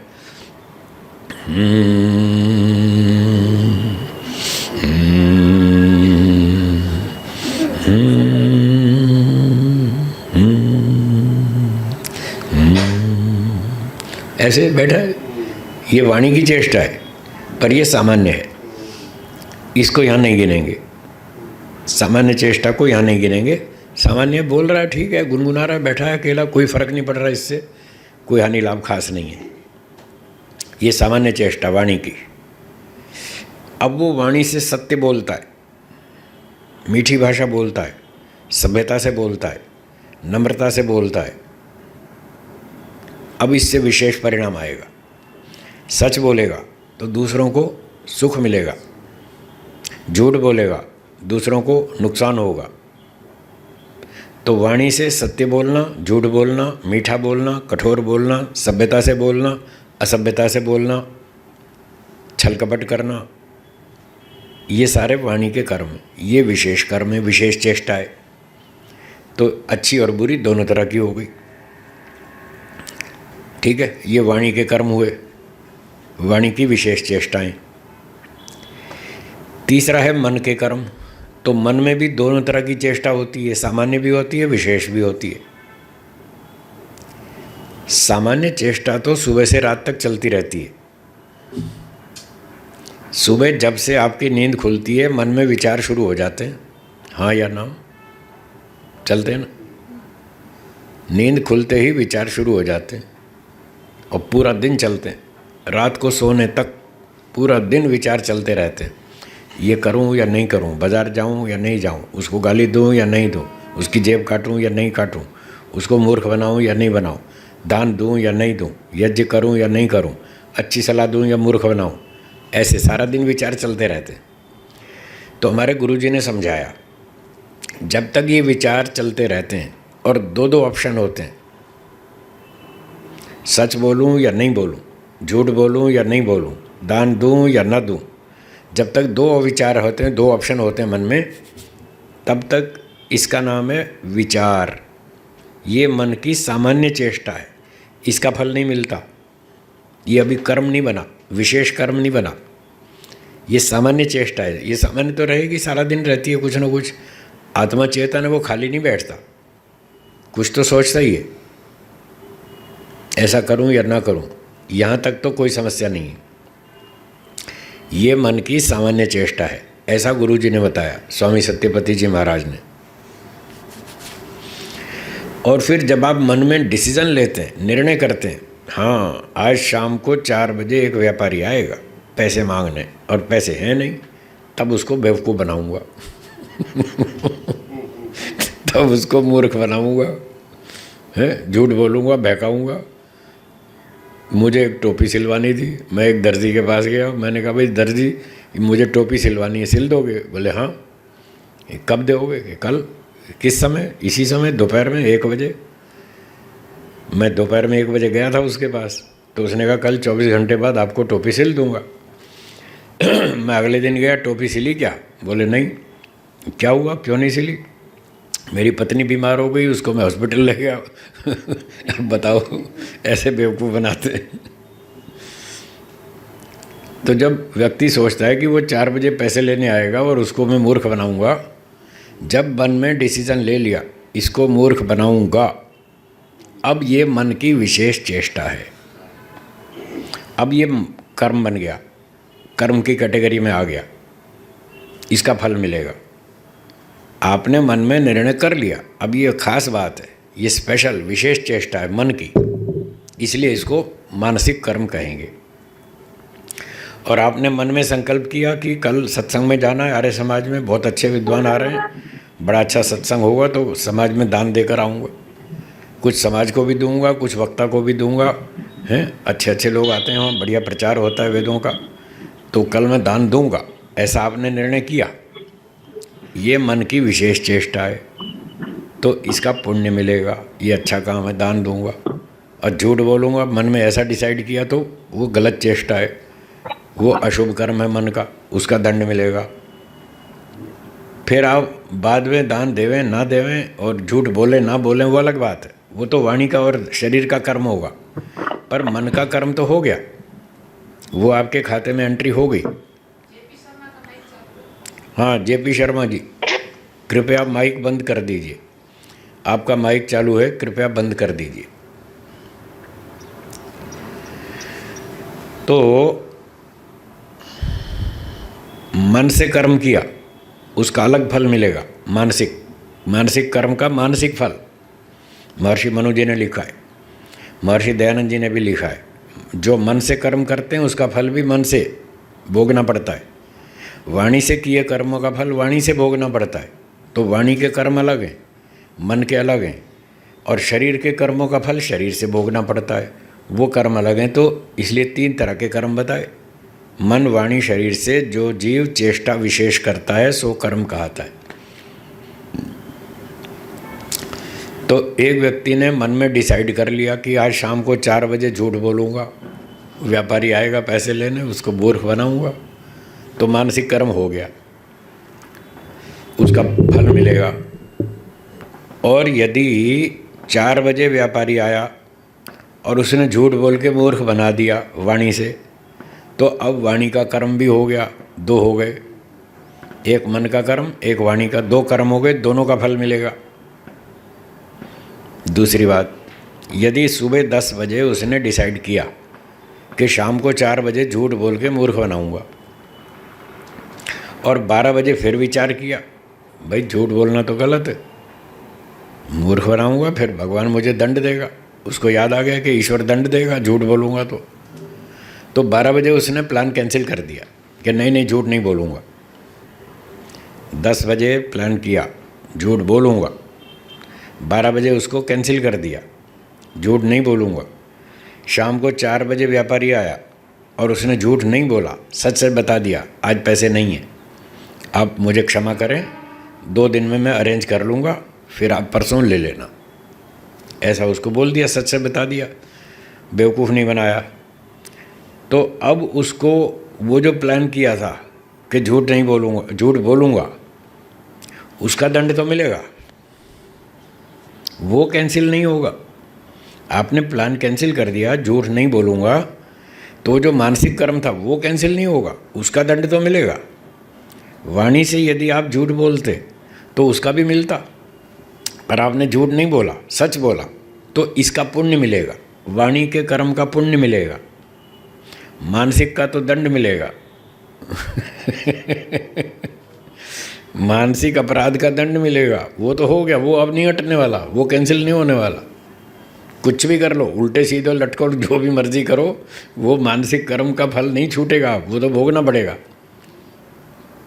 इसलिए अगर उससे बचना हो तो निर्णय लेने में जल्दबाजी ना करें। क्या बोला, दोहराइए। जल्दबाजी मत करो वरना पिट जाएंगे, वो कर्म खाते में जमा होगा, उसका दंड भोगना पड़ेगा। इसलिए डिसीजन मत लो, मन में 2 विचार चल रहे हैं, झूठ बोलूं कि नहीं बोलूं, उसको वहीं छोड़ दीजिए, ठीक है, सोचेंगे, उसको वहीं लटका दीजिए, डिसीजन मत लीजिए, तो आप मानसिक अपराध से बच जाएंगे। ये है तरीका बचने का। और डिसीजन ले लिया और गलत डिसीजन लिया, बस फिर जमा हो गया, फिर उसका दंड भोगना पड़ेगा। तो 12 बजे योजना कैंसिल कर दी कि हम 4 बजे झूठ नहीं बोलेंगे, सच बोलेंगे। तो उस समय जब सच बोला तो उसका पुण्य मिल गया, वाणी वाले कर्म का, जो सच बोला उसका पुण्य मिल गया, और जो 10 बजे डिसीजन लिया था उसका दंड मिलेगा। फिर शरीर से आपने संकल्प किया था मन में कि कल मैं आर्य समाज में दान दूंगा, तो मन में निर्णय कर लिया तो मानसिक पुण्य हो गया, उसका फल मिलेगा। और फिर शरीर से कल जाके दान दिया, प्रत्यक्ष रूप से भी 100 रुपये विद्वान को दिया, 100 रुपये आर्य समाज को दिया, या जो भी आपकी इच्छा श्रद्धा हो वैसा आपने दिया, तो वो शारीरिक कर्म हुआ, उसका पुण्य मिलेगा। उसका पुण्य अलग मिलेगा, मन का पुण्य अलग मिलेगा। जो मन में डिसीजन लिया था वो अलग कर्म है, शरीर का अलग कर्म है। तो इस तरह से मन वाणी शरीर से 3 तरह से कर्म होते हैं। जो चेष्टा विशेष होती है वो कर्म कहलाती है, और फिर उसका फल भी मिलता है। जो सामान्य चेष्टा है उसका फल नहीं मिलता। इस तरह से चेष्टाओं के 2 भेद हैं। उनमें से यहाँ इस प्रसंग में उन्हीं को लिया गया जिनका फल मिलता है। हाँ, अब बोलिए। स्वामी की जो 10 इंद्रियां हैं, मन के द्वारा ही वो संचालित होती। मन संचालित होती है। उसमें 5 ज्ञानेंद्रियां है, 5 कर्मेंद्रियां। ठीक है। तो मन से जो विचार होता है वो कर्मों द्वारा तो 5 कर्मेंद्रियां है, उनसे होता है। 4 वाणी को छोड़ करके और 4। ठीक है। तो वो उसको शरीर में गिना जाएगा या वो वाणी को ही क्यों कहा गया? और ज्ञान जो है जैसे चक्षु है, वो मन द्वारा आप क्या देख रहे हैं तो वो भी आप गलत कर्म कर रहे हैं, तो वो शरीर में क्यों और वाणी को ही क्यों लिया अलग से, बाकी क्यों? देखिए, किसी भी विद्या को प्रस्तुत करना हो तो कुछ परिभाषाएं बनाई जाती हैं। बिना परिभाषाओं के आप पढ़ा नहीं सकते। मैथ्स पढ़ाएंगे तो आप बताएंगे बिंदु, बिंदु किसे कहते हैं, फिर कहेंगे रेखा, रेखा किसे कहते हैं, फिर कहेंगे एक त्रिभुज, फिर एक चतुर्भुज, फिर एक षडभुज, फिर चतुर्भुज में 2 वैरायटी है, एक वर्ग है, एक आयत है। तो ये सारी परिभाषाएं बनानी पड़ेंगी। इसके बिना आप गणित नहीं पढ़ा सकते। गुणा, भाग, जमा, घटा, ये परिभाषा बनानी पड़ेगी। फिर अध्यापक उसकी व्याख्या करेगा तो गणित विद्या समझ में आएगी। तो हर विद्या की अपने पारिभाषिक शब्द होते हैं। उस विद्या को प्रस्तुत करने के लिए परिभाषाएं बनाई जाती हैं। तो अब ये जो कर्मफल की विद्या है, इसको प्रस्तुत करने के लिए ऋषियों ने परिभाषा बनाई। कर्मफल विषय को बताएंगे तो इस तरह से बताएंगे, मन, वाणी, शरीर, 3 कैटेगरी बनाई।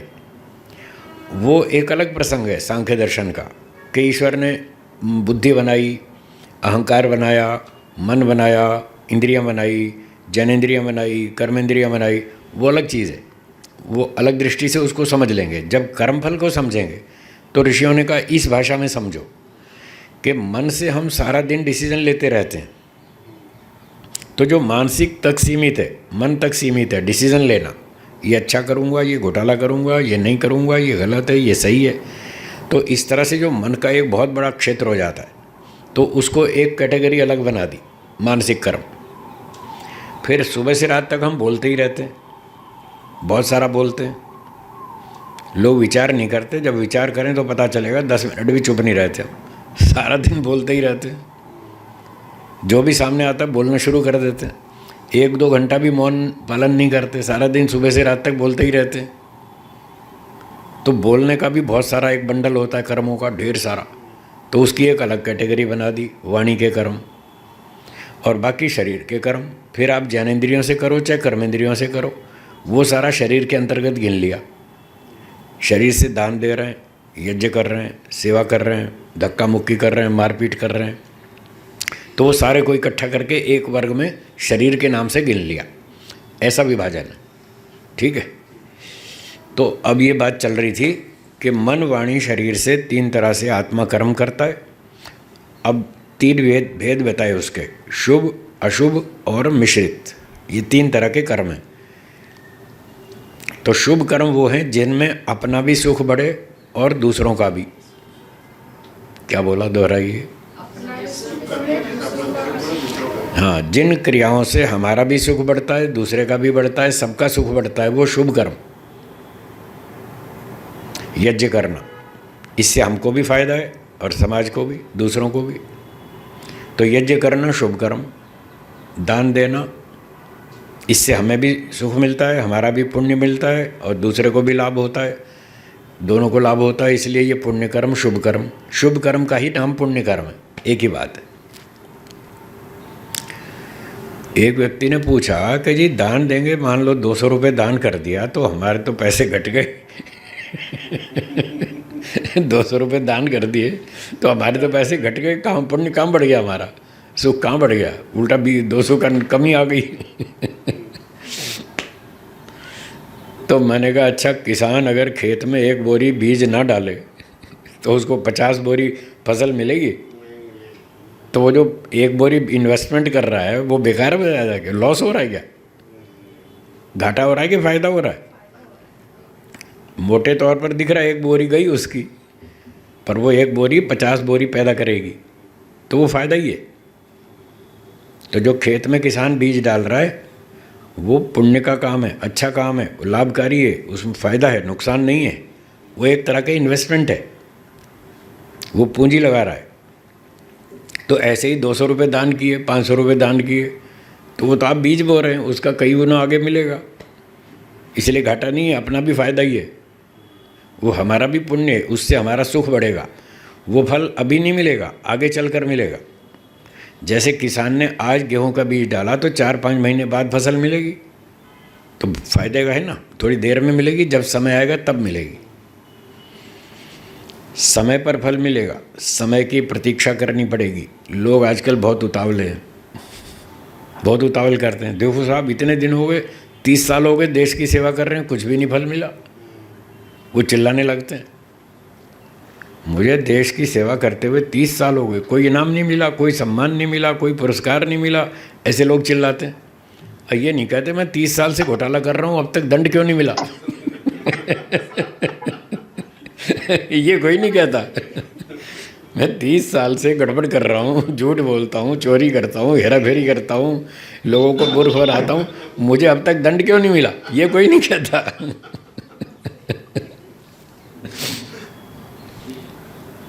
तो जैसे आपकी गलतियों का दंड नहीं मिला, ऐसे कुछ अच्छे कर्मों का भी नहीं मिला, फिर चिल्ला क्यों रहे हो? अच्छे के लिए क्यों चिल्ला रहे हो? बुरा भी तो नहीं मिला। और आदमी इतना गड़बड़ है, इतना घोटालेबाज है, वो कहता है बस अच्छा अच्छा तो मिल जाए खराब खराब ना मिले। ऐसे थोड़ी होता है ऐसा नहीं होता है। जब आपके बुरे कर्मों का दंड नहीं मिला अभी तक, तो अच्छे का भी नहीं मिला, फिर क्यों चिल्ला रहे हो? जब टाइम आएगा तब मिलेगा, जब समय आएगा तब अच्छे कर्मों का फल मिलेगा, और तब बुरे का भी मिलेगा, जो अब तक छुपे हुए हैं, दबे हुए हैं। तो चिंता मत करो, जो भी अच्छे बुरे काम करेंगे सबका फल मिलेगा। जैसे एक किसान बीज बोता है तो बहुत सारे दाने मिलते हैं, तो एक कर्म करते हैं तो बहुत सारे मिलेंगे, फल मिलेगा, बिल्कुल मिलेगा। बहुत सारा मिलेगा। उदाहरण तो यही कहता है, कि किसी कर्म का फल 10 गुना, किसी का 15 गुना, किसी का 50 गुना, बहुत सारा मिलेगा। महर्षि दयानंद जी ने एक पुस्तक लिख दी, सत्यार्थ प्रकाश। अब पिछले 100-150 साल में कितने सैकड़ों, हजारों, लाखों लोगों ने किताब पढ़ी और सबको फ़ायदा हुआ ना। तो उनकी लिखी पुस्तक ऐसा पुण्य कर्म है जिसको पढ़ करके लाखों लोगों को फ़ायदा हुआ, उनके जीवन बदल गए, योजनाएं बदल गई, पूरा प्लानिंग बदल गया, और जीवन यूं से यूं हो गया, बढ़िया हो गया। तो इसका सारा पुण्य उनको मिलेगा। और एक व्यक्ति ने खराब किताब लिख दी, कोई अन्य संप्रदाय की खराब पुस्तक लिख दी, उसको पढ़ के हजारों लोग मूर्ख बन गए, दुष्ट हो गए, आतंकवादी बन गए।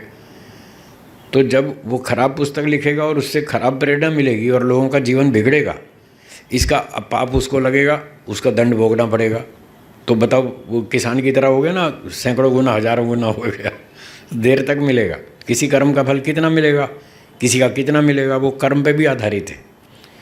आपके कर्म से कितने लोगों को हानि हुई उस पर आधारित है, उतना दंड मिलेगा। कितनी हानि हुई उस हिसाब से दंड मिलेगा। कितने लोगों को हानि हुई और कितनी बड़ी हानि हुई, उसके आधार पर, हानि के आधार पे पाप की मात्रा निर्धारित होगी और उसी हिसाब से दंड मिलेगा।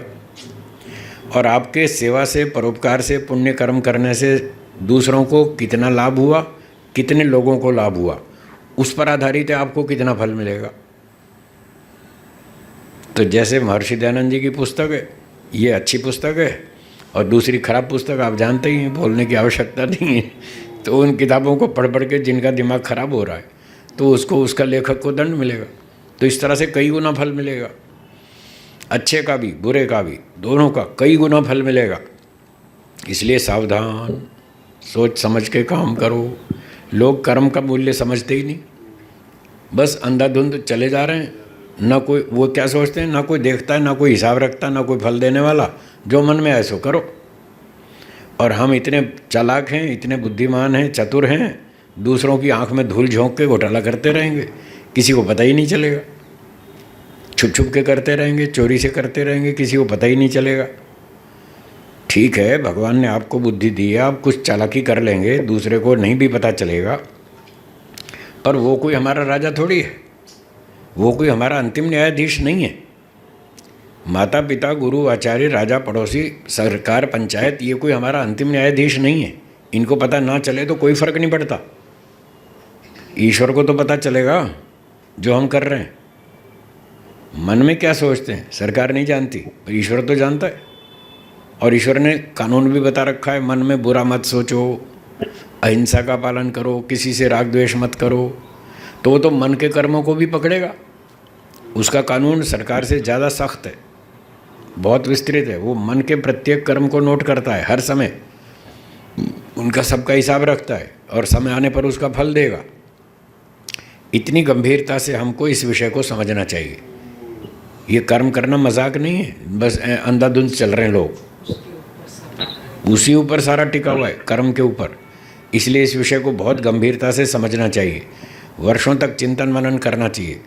मैंने बताया ना, 40-45 साल मेहनत की मैंने इस कर्मफल विषय पर, तो मुझे ये सारी बात समझ में आई कि मन के कर्म, वाणी के कर्म, शरीर के कर्म कितने महत्वपूर्ण हैं। इसलिए ठीक ठीक सोचो, ठीक ठीक डिसीजन लो, ठीक ठीक भाषा बोलो, और ठीक ठीक काम करो। गलत किया तो दंड मिलेगा, और कई गुना मिलेगा। इसलिए सावधानी से रहो। सावधानी हटी और दुर्घटना घटी, बस फिर डंडे पड़ेंगे।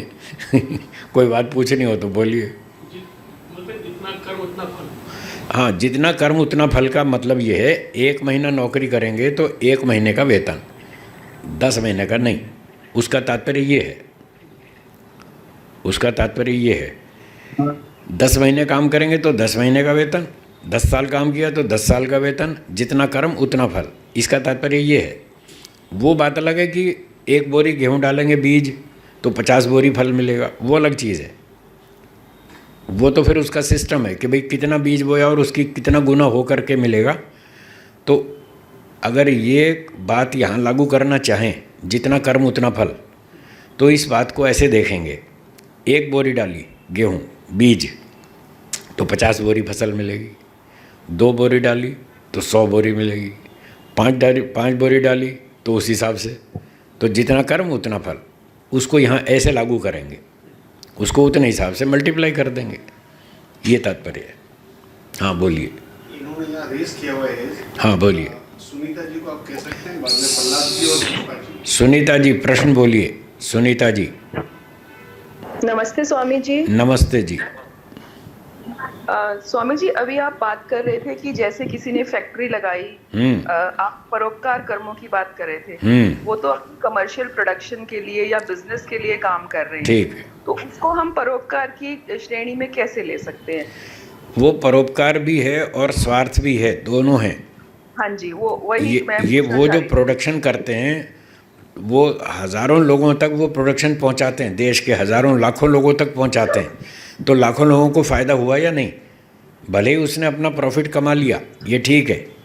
हाँ, तो वो मिश्रित कर्म हुआ ना? नहीं, उसको मिश्रित नहीं कहते, उसको मिश्रित नहीं कहते। अब अच्छा चलो ये रह गया, मिश्रित को भी सुनिए। तो ये बात बता दूं, शुभ अशुभ और मिश्रित में शुभ कार्य तो बताया, अपना भी सुख बढ़े और दूसरे का भी, वो है शुभ कर्म। अपना भी दुख बढ़े और दूसरे का भी, ये अशुभ कर्म। जैसे चोरी करना, चोरी करना अशुभ कर्म है।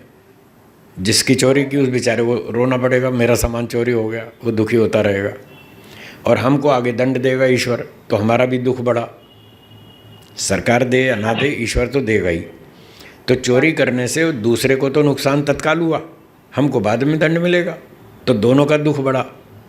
तो जिससे दोनों का दुख बढ़े वो अशुभ कर्म। अब मिश्रित कर्म वो है जिससे कुछ सुख मिले और कुछ दुख भी मिले, कुछ अच्छाई कुछ बुराई, दोनों मिक्स। जैसे आपके घर में रात को अतिथि आया 11 बजे, दिल्ली से आ रहा था, बम्बई पहुंचा, ट्रेन लेट हो गई रास्ते में, उसके बाद जो भोजन था वो भी ख़त्म हो गया और मोबाइल फ़ोन की बैटरी भी डाउन हो गई, वो आपको सूचना भी नहीं दे पाया कि मैं लेट आऊँगा, मेरे लिए खाना तैयार रखना। अचानक आ गया बिना सूचना दिए 11 बजे रात को और बोला मुझे बहुत ज़ोर से भूख लगी है, खाना खिलाओ। आपका रिश्तेदार है, क्लोज रिश्तेदार है, तो क्लोज तो खुल के बोल देगा मुझे भूख लगी है, खाना दो, और खाना आपके पास ख़त्म हो गया है, रसोई में दाल आटा सब्जी सब खत्म है, खा पी के आप तो सो गए थे, सोने की तैयारी कर रहे थे। अब वो कहता है मुझे खाना खिलाओ। आपने कहा देखो 11 बज रहे हैं, अब सोने का टाइम है, खाना तो ख़त्म हो गया, अब आप चाय बना देता हूँ, बिस्किट ले लो और चाय पी लो, बाकी सुबह खिला देंगे नाश्ता बढ़िया, पराठे वराठे जो भी, अभी तो चाय बिस्किट खा लो। बोला नहीं, मुझे नींद नहीं आएगी जब तक खाना नहीं दोगे, मुझे दाल रोटी सब्जी चाहिए, चाय बिस्किट से काम नहीं चलेगा। अब आपके सामने धर्म संकट कि अब इसके लिए दाल बनाएं, सब्जी बनाएं, खाना रोटी बनाएं, आटा गूँथे तो 2 घंटा लगेगा, तो हमारी 2 घंटा नींद खराब होगी, 1 बजे तक फिर तब सोने को मिलेगा। और ये कहता है बिना खाए सोऊंगा नहीं, न सोऊंगा न सोने दूंगा आपको भी तंग करूंगा जब तक मुझे खाना नहीं दोगे।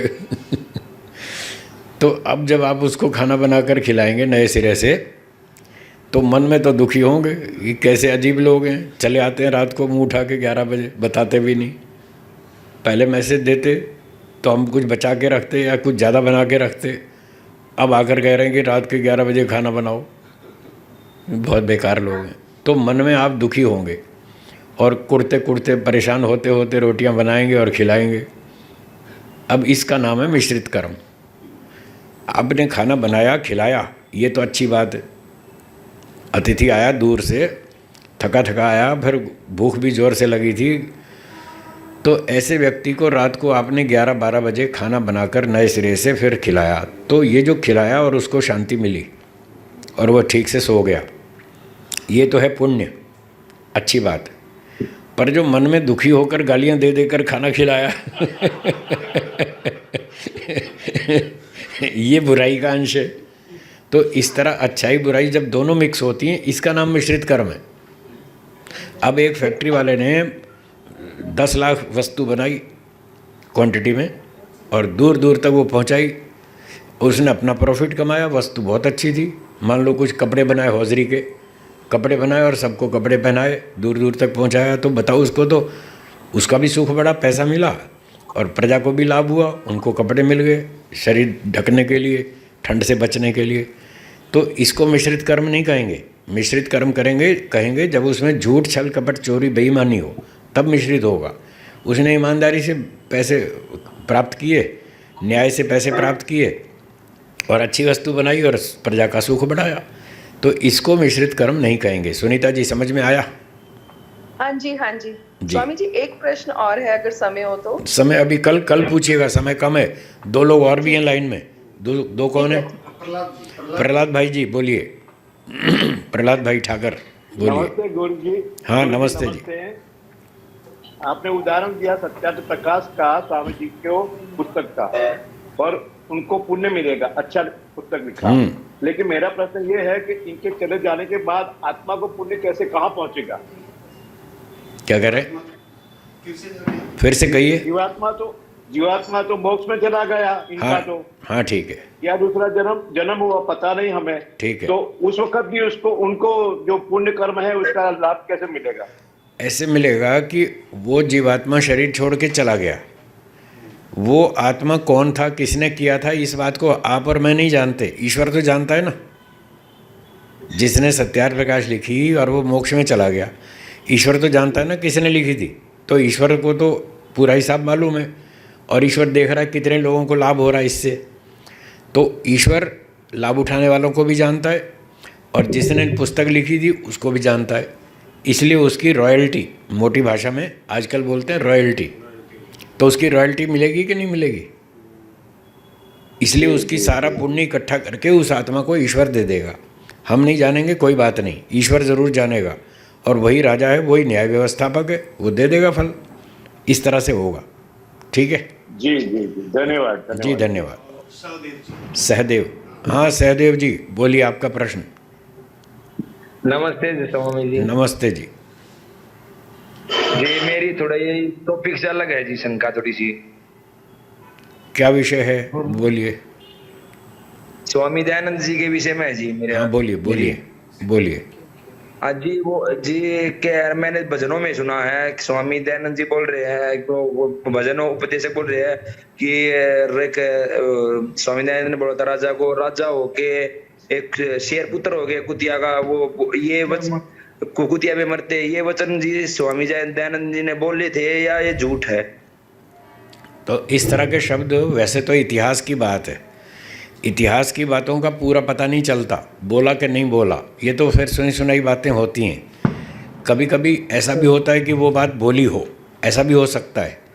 और कभी कभी लोग झूठे आरोप लगाते हैं बदनाम करने के लिए, ऐसे झूठे आरोप भी लगा देते हैं कि उन्होंने ऐसा बोला, शायद ये ना बोला हो, कुछ और बोला हो, इतना कठोर ना बोला हो, कुछ सरल भाषा बोली हो।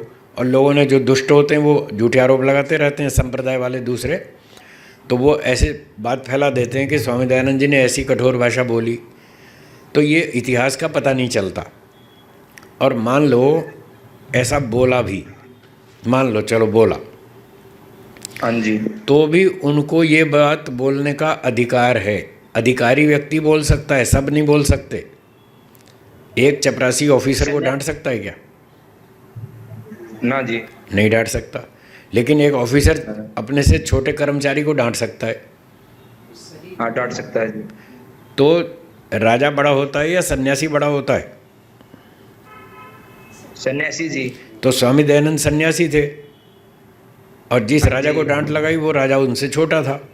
तो बड़ा अधिकारी होने से उनको अधिकार था छोटे को डांटने का कि तुम क्या बदतमीजी कर रहे हो, ऐसे थोड़ी करते हैं राजा लोग, ये गलत काम है, बंद करो, हैं? वो उनको डांट सकते हैं।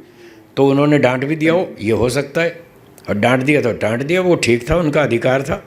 माँ भी आपके हरियाणा में माँ नहीं कहती तना काट घेरूंगी, अपने बच्चे को बोलती है माँ तना काट घेरूंगी। बताओ कौन सी माँ अपने बच्चे को काट घेरेगी? फिर भी बोलती है डांट लगाने के लिए।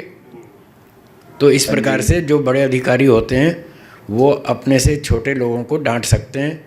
उनकी डांट का उद्देश्य अपराध से बचाना होता है। कोई असभ्यता करना, कोई राग द्वेष, कोई जेलसी, ऐसा कुछ नहीं होता। जैसे माँ कहती है तना काट घेरूंगी, तो वो बच्चे के हित के लिए उसको डांटती है, उसको समझाती है कि तू गलत काम मत कर, वरना तुझे आगे नुकसान उठाना पड़ेगा। तो जैसे माँ प्यार से डांटती है उसके सुधार के लिए, ऐसे ही महर्षि दयानंद जी ने उस राजा का हित मन में रख करके उसको डांट लगाई कि तुम ये गलत काम बंद करो, जिससे तुम्हारा भी कल्याण हो और प्रजा का भी। तो इस तरह से उनको अधिकार था और उन्होंने डांट दिया, तो कोई बड़ी बात नहीं है, कोई गलत नहीं है। ठीक है, ठीक है जी, बहुत बहुत धन्यवाद स्वामी जी। धन्यवाद। नमस्ते। क्या नाम है? प्रमोद कुमार जी। प्रमोद कुमार जी, पूना वाले, बोलिए। आखिरी सवाल। स्वामी जी नमस्ते। हाँ नमस्ते जी। प्रश्न आपका स्वामी, बोलिए। मेरा प्रश्न ये कि जैसे आपने भी बताया कि इंद्री जी, जैसे आपने अभी बताया कि इंद्री, मन और शरीर जो कर्म करता है उसमें कर्म, इन्होंने गलत कर्म किया तीनों ने, और इसका जो दंड मिलेगा तो इन तीनों का बराबर मिलेगा दंड, या इनमें किसी का ज्यादा मिलेगा किसी को कम मिलेगा? मन वाणी शरीर से जो भी कर्म किया वो आत्मा ने किया। मन वाणी शरीर तो साधन है, कर्म करने वाला जो चेतन आत्मा है, तो जिम्मेदारी जो होती है वो चेतन आत्मा की होती है। जैसे आप पेन से लिखते हैं तो जिम्मेदारी पेन की है या आपकी है? आपकी। आप चेतन है, आपकी जिम्मेदारी है। आप मन तो साधन है और वो पेन भी साधन है, हाथ भी साधन है। तो मन, इंद्रियां, पेन आदि आदि ये सारे पदार्थ साधन है, साधन की जिम्मेदारी नहीं होती है। तो तो मन वाणी शरीर से जो आत्मा कर्म करेगा उसकी जिम्मेदारी आत्मा पर है, और जो उसको फल मिलेगा वो भी आत्मा को मिलेगा। अब दूसरी बात यह है कि नियम कहता है न्याय का, एक कर्म का फल एक बार मिलता है, 2 बार नहीं। आपने 1 महीना नौकरी की तो एक ही बार वेतन मिलेगा, 4 बार थोड़ी मिलेगा। एक काम किया 1 महीने तक तो उसका वेतन एक ही बार मिलेगा। तो ऐसे ही जो हम कर्म करते हैं उसका फल एक ही बार मिलेगा। मान लो आपका वेतन है 50,000 रुपये मासिक, तो कंपनी ने कहा भाई इस बार घाटे में है, थोड़ा पैसे कम हैं, तो आप 40,000 ले लो, 10,000 आपके पेंडिंग रहे, फिर अगले महीने दे देंगे आपको, थोड़े दिन रुक जाओ। तो ऐसा तो हो सकता है कि कुछ फल मिल गया, कुछ रह गया, वो बाद में मिल जाएगा। तो इसी तरह से जो हम मन वाणी शरीर से कर्म करते हैं, उन कर्मों का फल कभी कभी हमको माता पिता, गुरुजन या राजा भी दे देता है। मान लो 100 रुपये की गलती की और राजा ने दंड दिया 70 रुपये का, तो 30 रुपये बच गया। वो बचा हुआ फिर ईश्वर आपको 30 रुपये दे देगा दंड, तो 100 का 100 पूरा हो गया। तो इस प्रकार से नियम ये रहेगा कि एक कर्म का फल एक ही बार मिलता है, उतना ही मिलेगा जितना उसका फल बनता है न्यायपूर्वक। 2 बार 4 बार बार बार नहीं मिलेगा। जो सिस्टम है न्याय का बस उसके अनुसार मिलेगा। ठीक है जी। स्वामी जी एक बहुत छोटा सा प्रश्न है। हाँ, संदर्भ से अलग है, क्या प्याज और लहसुन का उपभोग कर लेना चाहिए या नहीं? प्याज लहसुन का प्रयोग करेंगे तो करना चाहिए या नहीं? इसका उत्तर है प्याज लहसुन का प्रयोग करें या ना करें। इसका उत्तर है कि प्याज लहसुन जो है ये औषधि है, दवाई है। तो आयुर्वेद कहता है जो रोगी हो उसको दवा खानी चाहिए, स्वस्थ व्यक्ति क्यों खाए। तो ये दवाई या तो गर्मी के दिनों में, लू के दिनों में प्याज उसकी इलाज है। जिसको लू लग जाती है, गर्मी लग जाती है, तो उसको प्याज का रस पिलाते हैं पानी में घोल के, वो उसकी दवाई है। या तो रोगी हो तब पिलाएं, या फिर 40-50 साल से बड़ी उम्र हो जाए तब प्याज लहसुन खा सकते हैं। तब वो वृद्धावस्था में शरीर में वायु के रोग बढ़ते हैं, सामान्य रूप से शरीर में वायु बढ़ती है। बचपन में पित्त के रोग नहीं, कफ के रोग बढ़ते हैं। जवानी में पित्त के रोग बढ़ते हैं, और बुढ़ापे में फिर वात के रोग बढ़ते हैं। आयुर्वेद ऐसा कहता है। तो बुढ़ापे में यानी 50 साल के ऊपर जब उम्र हो जाए तो प्याज लहसुन खा सकते हैं। वो रोगों को शांत करता है, शरीर को स्वस्थ रखता है। तो थोड़ी मात्रा में वैद्य की सलाह से प्याज लहसुन का प्रयोग कर सकते हैं, वो दवाई के रूप में है। छोटे बच्चे ना खाएं, उनको आवश्यकता नहीं है, उन छोटे बच्चों को ना दें। उससे शरीर में गर्मी बढ़ती है और मामूली उत्तेजना होती है, बहुत ज़्यादा नहीं होती, पर फिर भी बच्चों के लिए उपयोगी नहीं है, तो बच्चों को नहीं देना चाहिए। और 40 साल तक शरीर में गर्मी अच्छी रहती है, जवानी होती है, तो तब तक भी नहीं खाना चाहिए। 40 के बाद फिर खा सकते हैं। धन्यवाद स्वामी जी। चलिए अब विराम देंगे, बाकी चर्चा कल करेंगे। सुबह कल हमारी कक्षा होगी 10:30 से 12। अब ओम का उच्चारण करेंगे।